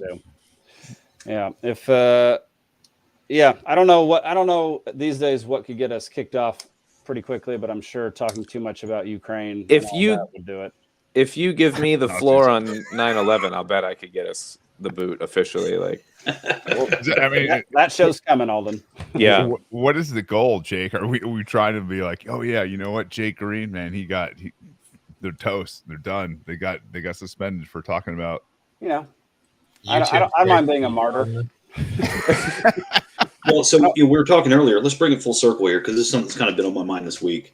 naked Was, gardening. talking about the taxes, and everyone just kind of goes along with it, and everyone has, they're a part of the narrative, and you have to kind of meter the way you deprogram folks. You have to just kind of plant seeds with questions because you get, just like pulling Neo out of the Matrix, you don't want them to just vomit and pass out and then not want nothing to do with you. So you have to kind of help them wake themselves up. Mm. You were talking about Bill Cooper earlier, Mhm. William Milton Cooper. He wrote Behold a Pale Horse. I remember the book kind of opens with, and of course, he even says, in the prologue that some of this is BS, some of this is facts, some of this is classified information. I'm sandwiching it all together in a way that you're not going to be able to tell what's what. And one in of- the way that he was told, so he was like, some of it was told to me, but I don't know how much of it was BS. Yeah. But the book kind of opens with President Eisenhower and some military folks aboard an aircraft carrier in the early 50s. And he was told, sir, we've discovered the most powerful weapon of mass destruction ever invented. And this is like 5 years after the nuclear bomb. And so he's like, well, what could this possibly be? Obviously this is special because you're taking me out in the middle of the ocean to show me this. And then they pull something off and it's a TV screen. And they're like, Yeah. what the hell is this? And then they start some kind of film reel talking about social engineering. Yeah. The concept of the TV in general, the propaganda, the specific of social engineering, there's levels to this. Programming. The CIA patent on the different flicker of the screen and the programming subconsciously, that's a real thing. Look that patent up. That's fun. Yeah. But Yeah, they can make rhesus monkeys just totally flip out with a color flicker pattern. yeah. Yeah. It's fun. And then, of course, South Park does the whole thing with the brown note, but it's, Yeah. There's some merit to all this stuff. And, So did the league. right. Oh, Yeah. that's right. Yeah. The league did it too. Two But really that's, good so that was one of the things I was thinking, with Desert Storm and, then Operation Iraqi Freedom and all that, Enduring Freedom and all that stuff afterward. What if because we found the most badass group of guerrillas on the planet, right? Because they repelled Soviet Russia. All we had to do was give them some rockets, some RPGs and some money and a little bit of ammo. And they repelled the USSR out of Afghanistan.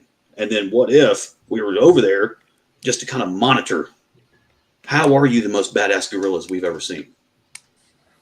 And just watching what they do. And then they've got this concept of Takia and Maruna, these infiltration tactics of ways that they've waged jihad on you. And one of them is not even violent. It's called a hijra. They just come over and inhabit your land and start having more babies than you. Cordoba, Spain had a big problem on their hands when all of a sudden a big subset of their population rose up with the invaders. I have a feeling we're about 30 seconds away from getting a YouTube strike. But I'm just saying, so what if, these global controllers were just kind of studying the habits of how they did this stuff, because now it's being flipped back on us. So, all the college universities are just ripe with commies that just hate our system. And so, technically you've got the enemy within. They don't know it yet, but once the external conflict happens, they'll identify with it and rise up and align with it. Right. I think one saving grace on at least pertaining to what you're saying is that, conservatives and libertarians are the only ones having children at this moment. Yeah. Tim Pool talks about that all the time. He's like, the best advice I can give you is go have babies. Go ahead. The first 5 minutes, the opening of Idiocracy. It's one of the funniest and saddest and scariest 5 minutes of any movie. Yeah, you're not wrong. Well, and that was because I was nervous too. When Mary and I found out she was pregnant, I was kind of nervous. And then there was it was an odd source too, but it was Bain Capital. Oh gosh, who's the guy? He's not the Batman guy, but he's named just like him, Harry Dent. With Bain Capital? Yeah, Bain. Yeah, obviously, yeah, Bain Capital. He was one of the that's bizarre. Venture capital companies. But he was actually on the Alex Jones show, and then he wrote a book, and he was like, "Just give me your email address, I'll send you my book." It was called The Demographic Cliff, and it was talking about basically what Japan went through in the early '90s and what Germany went through in the mid and late '90s. A population decline, or yeah. So you have to have this influx of immigrants basically to support your aging population because they didn't have enough babies. Right. And, well, I know this was like a tactic during like the Cold War, was like sending like Russia sending in citizens to come over here, move here, raise their kids, act like they're Americans, but raise them as communists. Funny that you mentioned Russia. Oh, go ahead. Bring it up through the school system and kind of change the thing from within, which is why my brother really wants me to do a full-on documentary about how the USSR actually won like the Cold War, because they're destroying America 40 years later. I mean, we could do a whole thing on the Cold War, and it's complicated, but I would say that none of us won the Cold War. I have a whole, I started to tell you about this a little bit, but my whole plan that the Cold War was designed to basically scare us into like giving money to build underground facilities. Yeah. Like, never mind. That's a whole, we need more time for that. But I could say from the education system, because I was helping Mary study in her final semesters, there was one of the instructional methods of getting kids in groups and helping them form their ideas and their hypotheses based on what a group of their peers would think. That is a guy named Lev Vygotsky. He was a Soviet philosopher, and it's the Lev Vygotsky method. And she went to Mercer, which is like the gold standard of educational, degrees in the whole state. And I was just reading some stuff about that, and I looked up at that guy, and I was like, wait a second. Because he was running Soviet schools, and he was raising kids that didn't ask questions. Mm-hmm. Stephen, if you weren't a libertarian, you could have made it so far in life. Like you know so much stuff, but being a libertarian has really hamstrung you, man. Yeah, it definitely reduced the amount of friends I could possibly have. No, it Yeah. filtered out the better friends, man. it just makes for a harder life, I think. A much better conscience, but a harder life, I think, in general. Well, this goes back to the convenience thing that we talked about a little too. I would actually wager that it's convenient and easier and safer to feel backed by half the country, whatever half that is, and to go out on a limb and be like, no, I believe in, X, and I don't get the support from my family and I don't get the support from my government on either side, largely speaking, and I don't have a cultural base that's as strong. It's unsafe territory. And a lot of people, I think, we were talking about cognitive dissonance earlier. I don't think a lot of people are as willing to do that unconsciously or whatever. But and I think it takes a certain type of person to be like, nope, I'm going to do it, even though it is harder, I think. Yeah, oh, it definitely is. Yeah, Shane might know something about that. Yeah. How did that process go for you? I know that happened while you were overseas in the military, but like when you started reading Gatto, how did that whole process happen for you? Was it like immediate? You were like, yes, like I agree with everything this guy's saying, or was it like massive hell no? Oh no, it was tough. Before I say that, but do you guys know Yuri Bezmerov, the guy? Like, great interview. That interview perfectly kind of sums up what we were just talking about. Yeah, no, the process is a little more undoing. Trying first and foremost to just get to that point where you're like I don't know what I don't know, and what I've been told is a bag of goods. So if I can't trust, my Marine brethrens, right? Like that. Oh God, it's earth shattering kind of shit, man. It's just like I don't know. I mean, for me, like going into that cult, it was it was like, I don't mean that lightly. I mean that like these guys have a history. They are some of like the most world renowned, warriors that have ever walked the planet, kind of deal. And you're just like, God, like these people walked on water, but you know who they don't talk about? They don't talk about Smedley Butler, right? Like they don't talk about, wars of racket. They don't talk about any of that kind of stuff. So when you start to uncover some of these things and listen to guys that are highly decorated who have been there and done that kind of stuff, like, oh, you're just like, what happened? Like, why, where was this shit? And you got, it's just questioning at that point. And for me, like my search was like, all right, what is bedrock? Like I kind of came to that question. I thought, all right, let me anchor into this thing called the Constitution. And then you find the anti-federalists and you find like, what's his name? The guy from, the 1860s, why can't I remember his name? Big ass white beard and Lysander Spooner. I was gonna joke and say Lincoln, but the anti-Lincoln. I didn't sign the contract. I can't remember. Lysander Spooner. Thank you, Lysander Spooner. Thank you, Zane. You find those guys, and you're like, oh well, all right. The Constitution wasn't bedrock, so is what these guys were talking about bedrock, and like. It's a hole, man. You just keep digging. You get down to some hard stuff, and you pour a lot of time into it, and you just keep digging, and you figure out like, shit, this isn't real either. Yeah, it's a process, and an uncomfortable one. Well, at some point you get super comfortable with it to the point where you do though eventually. Yeah, I agree. I'm very comfortable saying I don't know. Like at this point, we talked about this once before. You just like you invite conspiracy, you invite like and not in the way where I'm like, like all of this conspiracy is real. No. I agree.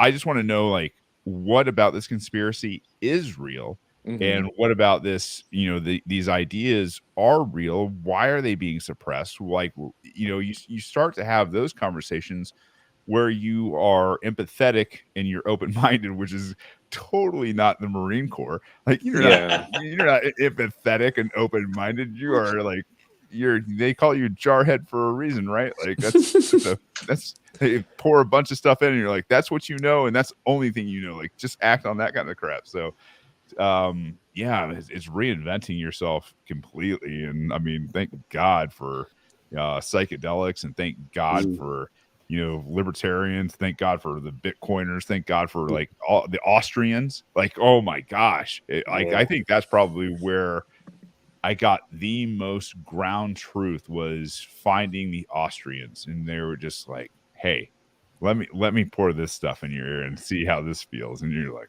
oh, this is high octane is what this is, and this is not for the faint of heart. This is not for anybody that's gonna that can't digest and do some real unplugging and reprogramming. So I don't know. That was kind of my process. I don't know. Does that that's pretty good.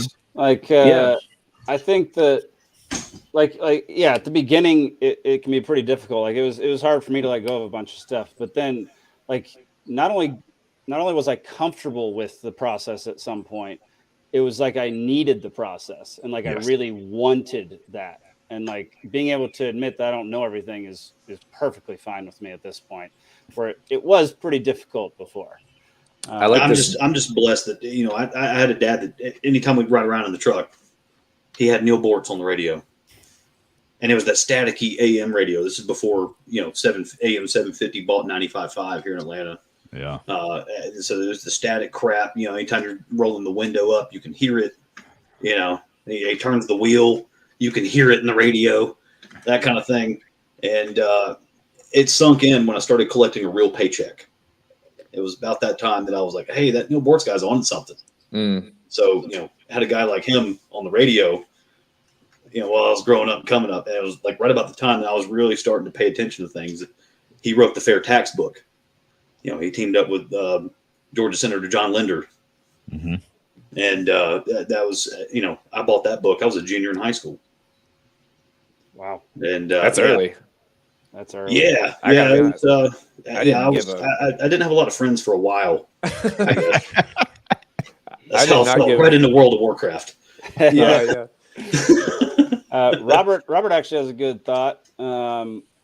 Homework for our hosts: 3 top materials for new libertarians. It's 3 each. So we'll do this for next week, Zane. We'll do it for next week. So you just hold your horses on that one. Right. I know you always have the answers, but let's just. Which, by the way, I'll concede the tiebreaker on the Lysander Spooner. I think that's way better than our rock paper scissors performance. Fair enough. Yeah. I'll save what they actually are for next week, but I was just going to say that I actually have sent a collection of 3 pamphlets to a couple of people trying to get them into libertarianism. So nice. Okay. It's a dream of mine down here, because my wife and I are chair and vice chair of the Fayette Coweta affiliate. And it's a dream of mine to have a pamphlet because, we're the new Hollywood. Some people call it Yollywood. But down here at Pinewood Studios and Trilith down here in Fayette County and everything like that. There's a lot of California folks that moved here because of the taxes and the firearms. Mm-hmm. And you talk to them, and now, of course, I've met some that got upset. They're like, I only make $300 a year. How, you don't have any utility subsidies around here? I'm upset about this. So those people are here too. But then there's also folks that are like, you can have any gun you want around here. You can buy it the same day. Yeah. Yeah. This is America, dude. I would love to just have a pamphlet of you hate your property taxes? This is who you email. This is where you go. This is when they meet. You want to find a copy of your deed or your plat? This is the website you go to. Says the surveyor. Yeah. Well, sure. Yeah. But it's, you don't like your property taxes. This is who's over there. And it's just, hey, you're mad about this. You're mad about that. This is who to complain to. And then you got our little torch logo at the bottom, Libertarian Party of Georgia. Bam. Here you go. Here's your reps. Here's your senators. Here's your mayor. Here's your council. Here's your commissioners. These are the email addresses and phone numbers of all these folks. You hate something, call them. I actually probably need your homework because I'm not as engaged and involved in that. I'm ADHD as fuck, and like I'm It's like hopeless in Washington, Alden. Don't even. oh bother. well, I'm not. Yeah, I'm gonna be living in Tennessee soon here, so I'm Yeah. more targeted toward that. But Yeah, you'll be my living pretty near Shane, actually. where you live, Shane? Up in Appalachia. Oh Um, yeah. Yeah, I was gonna say, north central Georgia. Yeah. Yeah, my granddad lived in Clayton, very North Georgia until like last year. But Clayton's awesome. I just went there. it's beautiful. Yeah, yeah, it's really cool. they got a great state park up there. One of the only things the government actually does. decently. Cloudland Canyon. Or I didn't do that one. I did Tallulah Gorge Black is up Rock. there. Yeah, Tallulah Gorge. There's is so many beautiful. up there that are Black gorgeous. Oh, Rock Tallulah is Gorge is amazing. great, man. Yeah. Oh, the stairs. Oh, do the stairs, son. Put on some ankle weights and do the stairs at Tallulah. Yeah, I think everybody knows the answer to this question. between Between Jake Jake and and Shane. Shane, which is Danny DeVito and which is Arnold Schwarzenegger. That's. I'm the only one that has hair here, like of basically all of us. I mean, Zane does have hair, but it's just short. But he and so does chooses- Steve. he elects Does not that too. to. Yeah. Yeah. I Yeah, I just just haven't- don't like caring for it when it gets long. It gets really itchy. Me too. I hear you. Like, Oh, I dude, mean, in the summer, I go super short because I get annoyed with it. In the winter, it keeps me warm. In the summer, I'm gonna hack it all off. Like, Yeah, it I was get one super haircut a long year. a little while ago, wasn't it? I get about like a trim and then a hack. Like I get like Yeah. it's 2 cuts a year basically. But yeah, Yeah. I'll tell you what, I miss hair, man. Like I am I am the coldest. Like I can't. The desert ruined me, and now that I live in the Shane. mountains up here, I'm just like, oh, I'm cold all the time. Do you Finally, not do hat. cold plunge, man? have I done cold plunge? Yeah, do you cold plunge? the polar bear thing. Dude, Do Dude. It's so good for your levels, bro. yeah, we have a cold plunge here. Boosts your immune system. So I- Nikki generally gets pretty cold. My wife, for those who don't know, we started cold plunging like 2 months ago. Every day, get in, and water's about between 50 and 60 degrees, so it's not That's down not at, that like bad. 30 degrees. But she was in Vegas this past weekend, and it was freezing, and her whole family's all bundled up, and she's just sitting there in shorts and a tank top, perfectly Resilient. fine. Like Tolerance, I'm man. telling you, Yeah, yeah. it changes Oh. your tolerance for I- so. That's why the desert ruined me. That's what I'm telling you is when you're hanging out like 130 plus degrees, like all Yeah. the time, like and all that kind of stuff. Like you do something switches, and like I can take serious heat. I love serious heat, but like serious cold, no. Like You, See, you it's- did take that heat on that one event we went to down in South Georgia pretty well because Of a different no kind, or I was dying. Oh, my brother's a Marine, and he did a couple of tours, and well, actually, no, he did 3. And anyways, go to Florida. He goes to Florida because his wife and his daughters love Florida, but his vacation stops at the pool of the hotel. Mhm. He doesn't get on the sand. He doesn't get on the beach. He's like, no, I've done that. I hate it. I absolutely hate it. He's like, I'm not, because I've been out there with him on a family vacation. Come on, man, let's throw the frisbee. He's like, dude, I love you. No. See, I lived in Florida most of my life, and I never got used to it, man, because I got Nordic blood or something. I just can't get down with the I Florida just hate the heat. beach. The Marine Corps made me hate the beach. Freaking Matt Oh, Carter. sand, wet, cold. No, I'm good, guys. You can have that bullshit. I never was a sand- beach guy. I just want to be in the mountains. Like, Yeah, The sand is a problem the next day, even. You find it in places, and you're like, that shouldn't be there. That's yeah. yeah. It No, covers thank you. with rough Sand and is it gets sneaky. everywhere. it gets in your you'll take 2 showers and it'll be in your bed sheets somehow. I don't get it, but No, it gets that- everywhere. You're absolutely right. Oh, Hey, yeah. I remember when my brother came home, that was first thing he did. He got one of those fold up patio chairs. He set it up in the shower and he stayed there.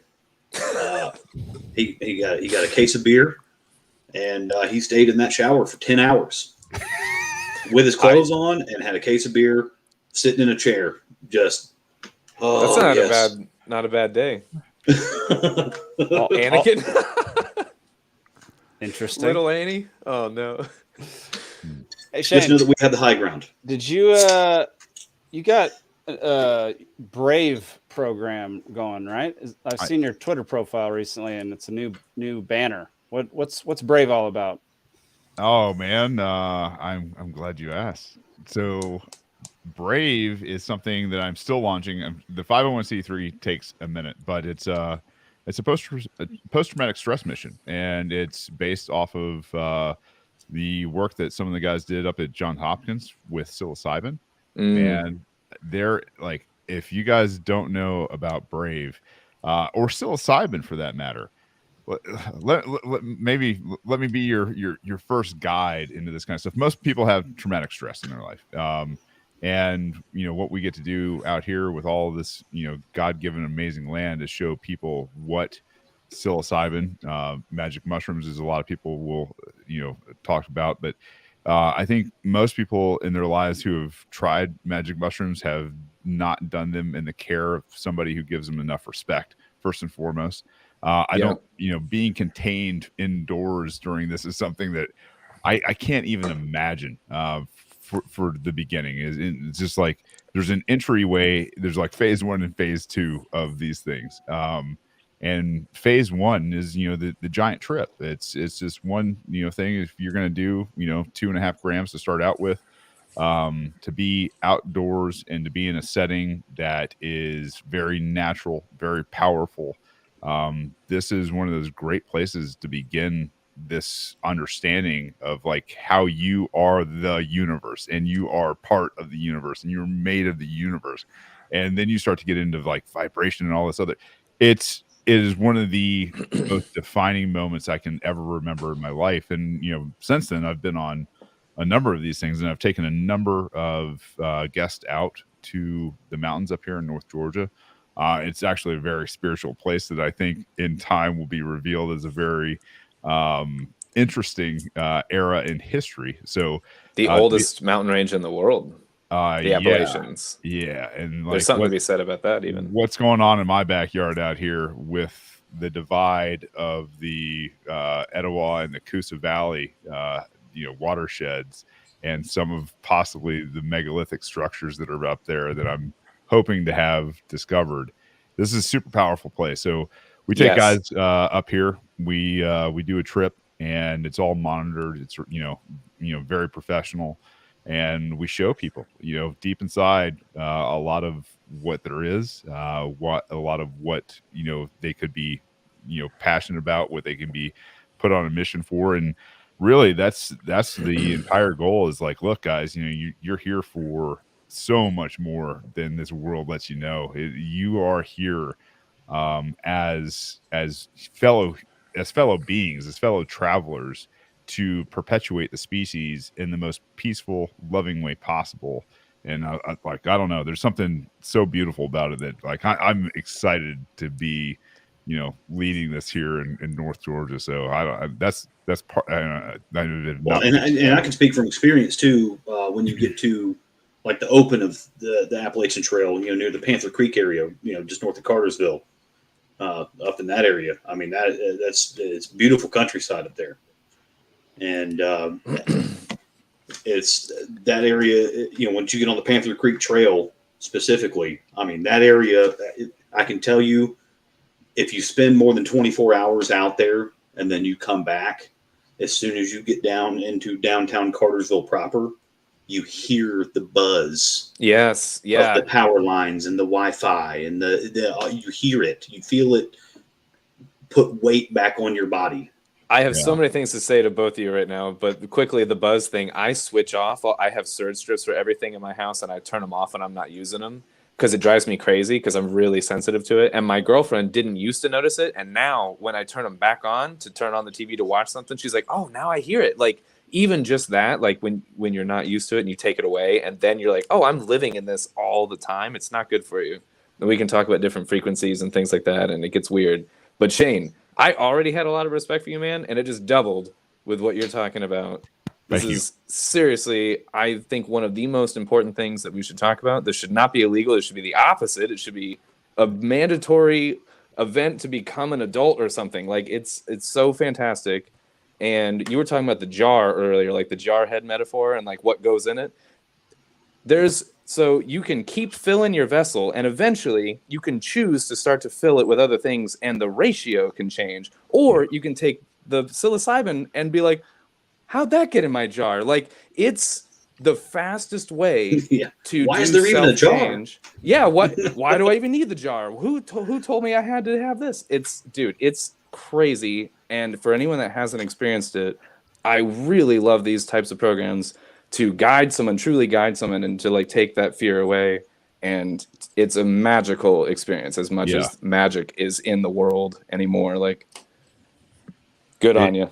Oh, thank you. It's become a passion of mine, and to the point where it's it's a religious practice now. And I honestly I think the human species would do very well to adopt a lot of very good shaman again, to show people how to do this together, how to do this the right way, how to see empathy, and how to kind of live in each other's shoes again, because a more connected, empathetic world is not destructive. It's peaceful. It's Yep. passionate. It's got genius that's flourishing all over it. And what it's obviously what we need more than anything right now. So if that's my calling here for the near future, like the guests that I can't wait to have out here, and to be able to normalize this trade, I guess, which I think it should be. I think this should really be a trade. I'm not saying this is for everybody. There are some people this is not for, but this is one of those things where people should be doing this, and people should be absolutely, I think, kind of invited into this type of, I don't know, Yeah. And hidden- not hidden introduced. religion. We could talk about the link to other even current like religions with the mushroom phenomenon, actually, which is interesting. Yeah. And you had mentioned the like megalith thing out there too, and where Jake is going to be in Montana has another series of potential megaliths out that side, which is really interesting. And everyone's like, Shh, don't no, they're just rocks, like that's interesting. Well, because But- there was some ancient Indian ruins just recently discovered in North Georgia. Mhm. Was it Mayan or Oh. Incan or something like that? And They were like, these are 6,000 years old or something. They're like, this shouldn't be here. They'll have Yeah. writings on them they will either look like things that shouldn't be there at all, according to the mainstream Yes. So whatever language. we have some 10,000-year-old, like Reinhardt College is just down the street, and Reinhardt College has this thing called the Funk Heritage Center. And the Funk Heritage Center, if you haven't been in Waleska, Georgia, is fantastic. Great name. But when you look at like what the Funk Heritage Center is, it's a history of what happened in North Georgia, all the way back over 10,000 years ago. When you look at like the Younger Dryas and all that kind of period, when you see that the historic population that has been here and has always been here, that the Walmart down in this, the neighboring town, Canton, which is on the Etowah River, had to stop putting up a Walmart because they found tens of thousands of ancient artifacts by the river down there. And you're like, okay, if this is the highest point, which I live on the mountain, which is kind of like the highest point here in Cherokee County, and you start to see like this divide and like all of these bent trees, and then you understand like what your soil is made out of. Like the soil out here is mostly Talladega. It's not granite. And then you have these giant granite like structures that are out here, and you're just like, why? what were they doing? And it's one of those things that psychedelics opens you up to. It's one of those things where, especially the mushrooms, like if you can connect, and I mean, people get very weird about talking about like trees and antennas and vibration and energy and And granite and the quartz in granite. Yeah, Yeah. all that kind of stuff. And you start to add it all up, and you're like, man, like I've just been downloaded all this information about this parcel of land, and like you can't tell people about this. It's one of those things like when you experience it, it changes you from the inside out. Well, that's why I mentioned Absolutely. feeling the weight of the overhead power and the Wi-Fi. When I was 16, the girl I was dating, her mom brought this guy from China, and he was a master, Grandmaster Fu Wei Zhong from Ermei Mountain over in China. He had a specific form of qigong, and he had just become the lineage holder for his clan, which owns the mountain. And so he comes over, and he's staying at my girlfriend's house at the time, and I'm totally into this. And she had already dumped me. This is what I found out later. But like I was, such friends with her mom, she couldn't do it yet. And so I learned, this guy's form of qigong. I became at the time the youngest level 1 instructor of Dadao Chan-gong in the country. But it was, there's three spiritual based forms of martial arts. You got qigong, tai chi, and pakwa. And this guy and his clan had been doing qigong for like 2,000 years on this same mountain. And he taught me the stuff. And I mean, that's what we did. And of course, I was right out of high school. So yeah, of course I have a week to spend with you and do this all day, every day. This is great. And that was about the time that I was like, I can feel when I'm in nature and when I'm in the city. Mm-hmm. I can feel it. Like the city is disruptive, and it wasn't until, 10 years later that, studies start coming out of like, hey, if you're looking at your cell phone and you're in bed, you're disrupting your brainwaves. You're messing with your whole circadian rhythm and your hormone production. You're not producing, melatonin. Therefore, you're not regulating your, what's the stress hormone? Cortisol. Yeah, cortisol. You're not regulating your cortisol because you're not producing melatonin naturally. That's what the blue screen stuff does. And like oxytocin or whatever.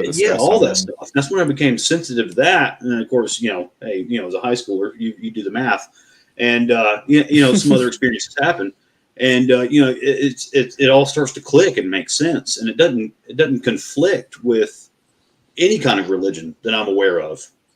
No, I think it can support just about anything. I was raised Baptist, so I was like, this is all stuff that I'm like, I'm not supposed to think this. Like, we're not supposed to dance. It's you getting in tune with your own body. Yeah.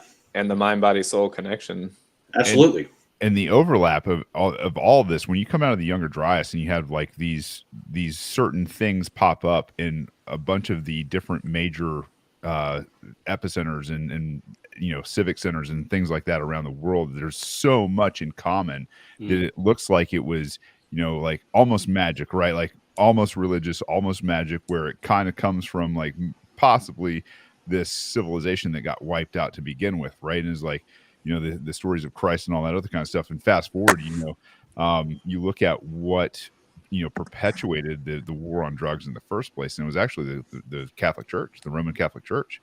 They went after this guy named Saint Bruno that wanted to keep psychedelics in the mass, and take the flesh. When they talk about taking the flesh or the drinking of the blood, like they kept around what they needed to keep around, but they also like placeboed a lot of the things that were actually going on.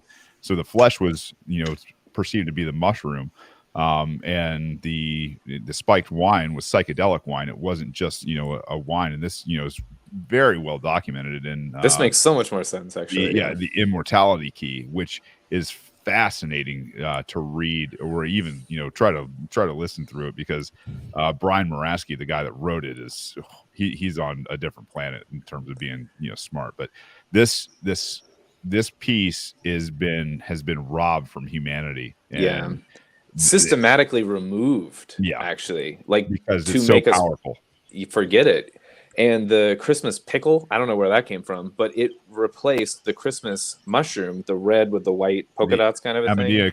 What is it? Yes, whatever that one is. Muscaria. Thank you. Yes. And it used to grow under the conifer tree, which is where we get and so like the theme of Christmas, where Santa Claus comes from. Yeah. Well, we could talk about the whole his claustrum. look. Yeah. The red and white though. Yeah. But the claustrum in the brain. So Santa Claus, the whole thing with the chimney and the spine and the cerebral fluid and all of that. And I didn't know if you guys would be into this, but I do this all the time. We're all interested in this. Okay. I've actually been working on developing my own like breathing systems, and I have a move where I combine a breath system that I came up with like the one yoga position, and I can in one breath, 4 seconds, completely black out, and have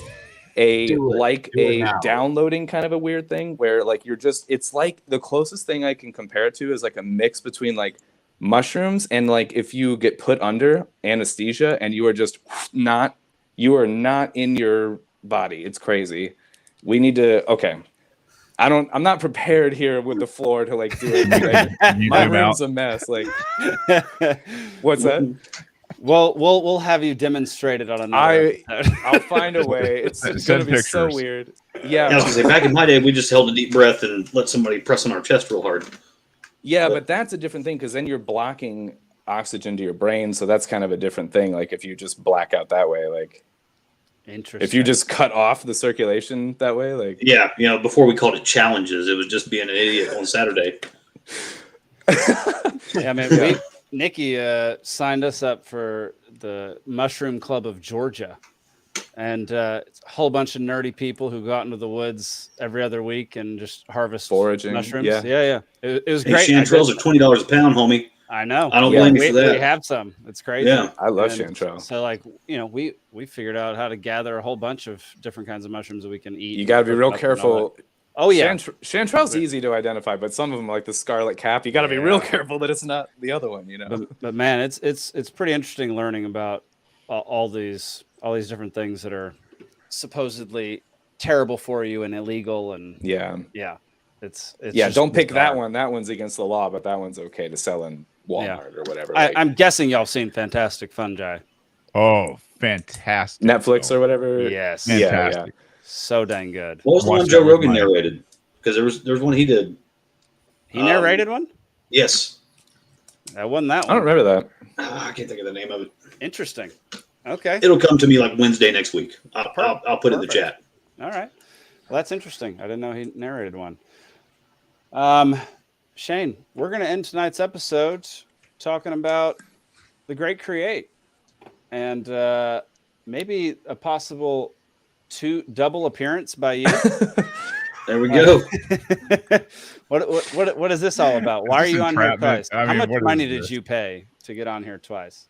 What? I didn't even know I was speaking twice. I thought I would show up once, and that would be it. I like the mushroom. Yeah, me too. Can you tell folks like what you're gonna be doing there, what you're gonna be talking about, and podcasts and all that kind of stuff? Yeah. So there's obviously, I think Jake's witnessed it somewhat firsthand last year. I had some big revelations about this time last year. I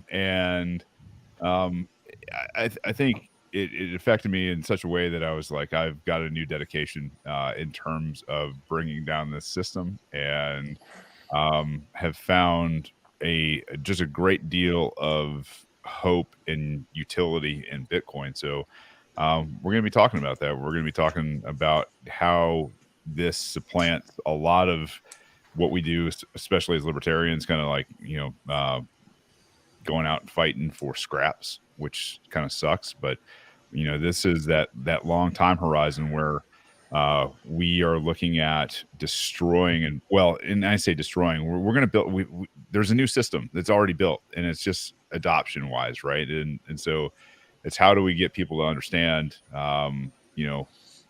this is here. This is our right hand of God, weapon technology that is a completely new system that supplants everything that, we've had for the last 200, years here in America. And, going to kind of show people, through some examples and all that fun stuff of like what it is. So Bitcoin will be the theme that I'm talking about while we're down there. So it should be something that is, I don't know, raises some eyebrows, raises some passions, raises some hatred, whatever, but Rousing emotions. just something that I've found a lot of great people in that are not dissimilar to us, which I've actually found a lot more unity in, shocker than the Libertarian Party. So it's definitely one of those things that I've really gravitated towards, and honestly, so much so that I've opened up my own business doing the concierge and advisory as a company called the Bitcoin Maximal. So it's Nice. full swing now. It's just like let's go. Yeah, man. We featured your new Instagram on the show last week. So yeah, love it. Have you heard of ATL BitLab? Yeah, I have. There's Tab Conference that's coming up here in September that we're going to be a part of. We're trying to get some North Georgia Bitcoin stuff going in terms of, just having people understand who everybody is. We might as well just take the libertarians and Bitcoiners and be like, hey, guys, like, let's go. And then, invite some stragglers from, other parties that don't really feel like they're getting anything done over there. Yeah, man. Well, I know ATL BitLab is going to be at the Great Create now. Cool. They're going to be promoting and selling while they're there. So that should be a pretty great time. Yeah, for those who don't know, according to Zach, they're a co-working space for Bitcoin and Lightning startups. Yeah. So that's pretty sick. Well, y'all, we've come to just past 2 hours of chatting. I know Shane was only here for a lesser portion of that, but he's a busy guy. Sorry. Yeah, he's got to watch people fight. It's not his fault. Well, y'all, thanks so much for tuning in. We really appreciate y'all watching. We always have a good time just chatting about all the stuff that we love and hate. Mostly what we hate, but there's some love in there too. This episode is a lot of hate with taxes, but yeah, but towards the end we hit on wrapped love it up a with a lot. bunch of love at the end. yeah, there you right. go. Yes, we did. Yeah, I'm going to try to put out a Free Georgia podcast episode this week. I said that last week and failed miserably. So this week, maybe it'll come together. Maybe we should team up after this and do a show together, just to do a show together. That'd be great. Let's All do right. that. Let's Yeah. do that. Sweet. Well, y'all, make sure you tune in next week. We'll be back 8 p.m. Eastern Time, Liberty Libations, and we'll talk about some news of the day. Shane, thanks so much for dropping by, brother. Hey, Good to thank meet you you, guys man. for having me. All right, Good we're to just going to see you. awkwardly wave at the camera while the live stream ends.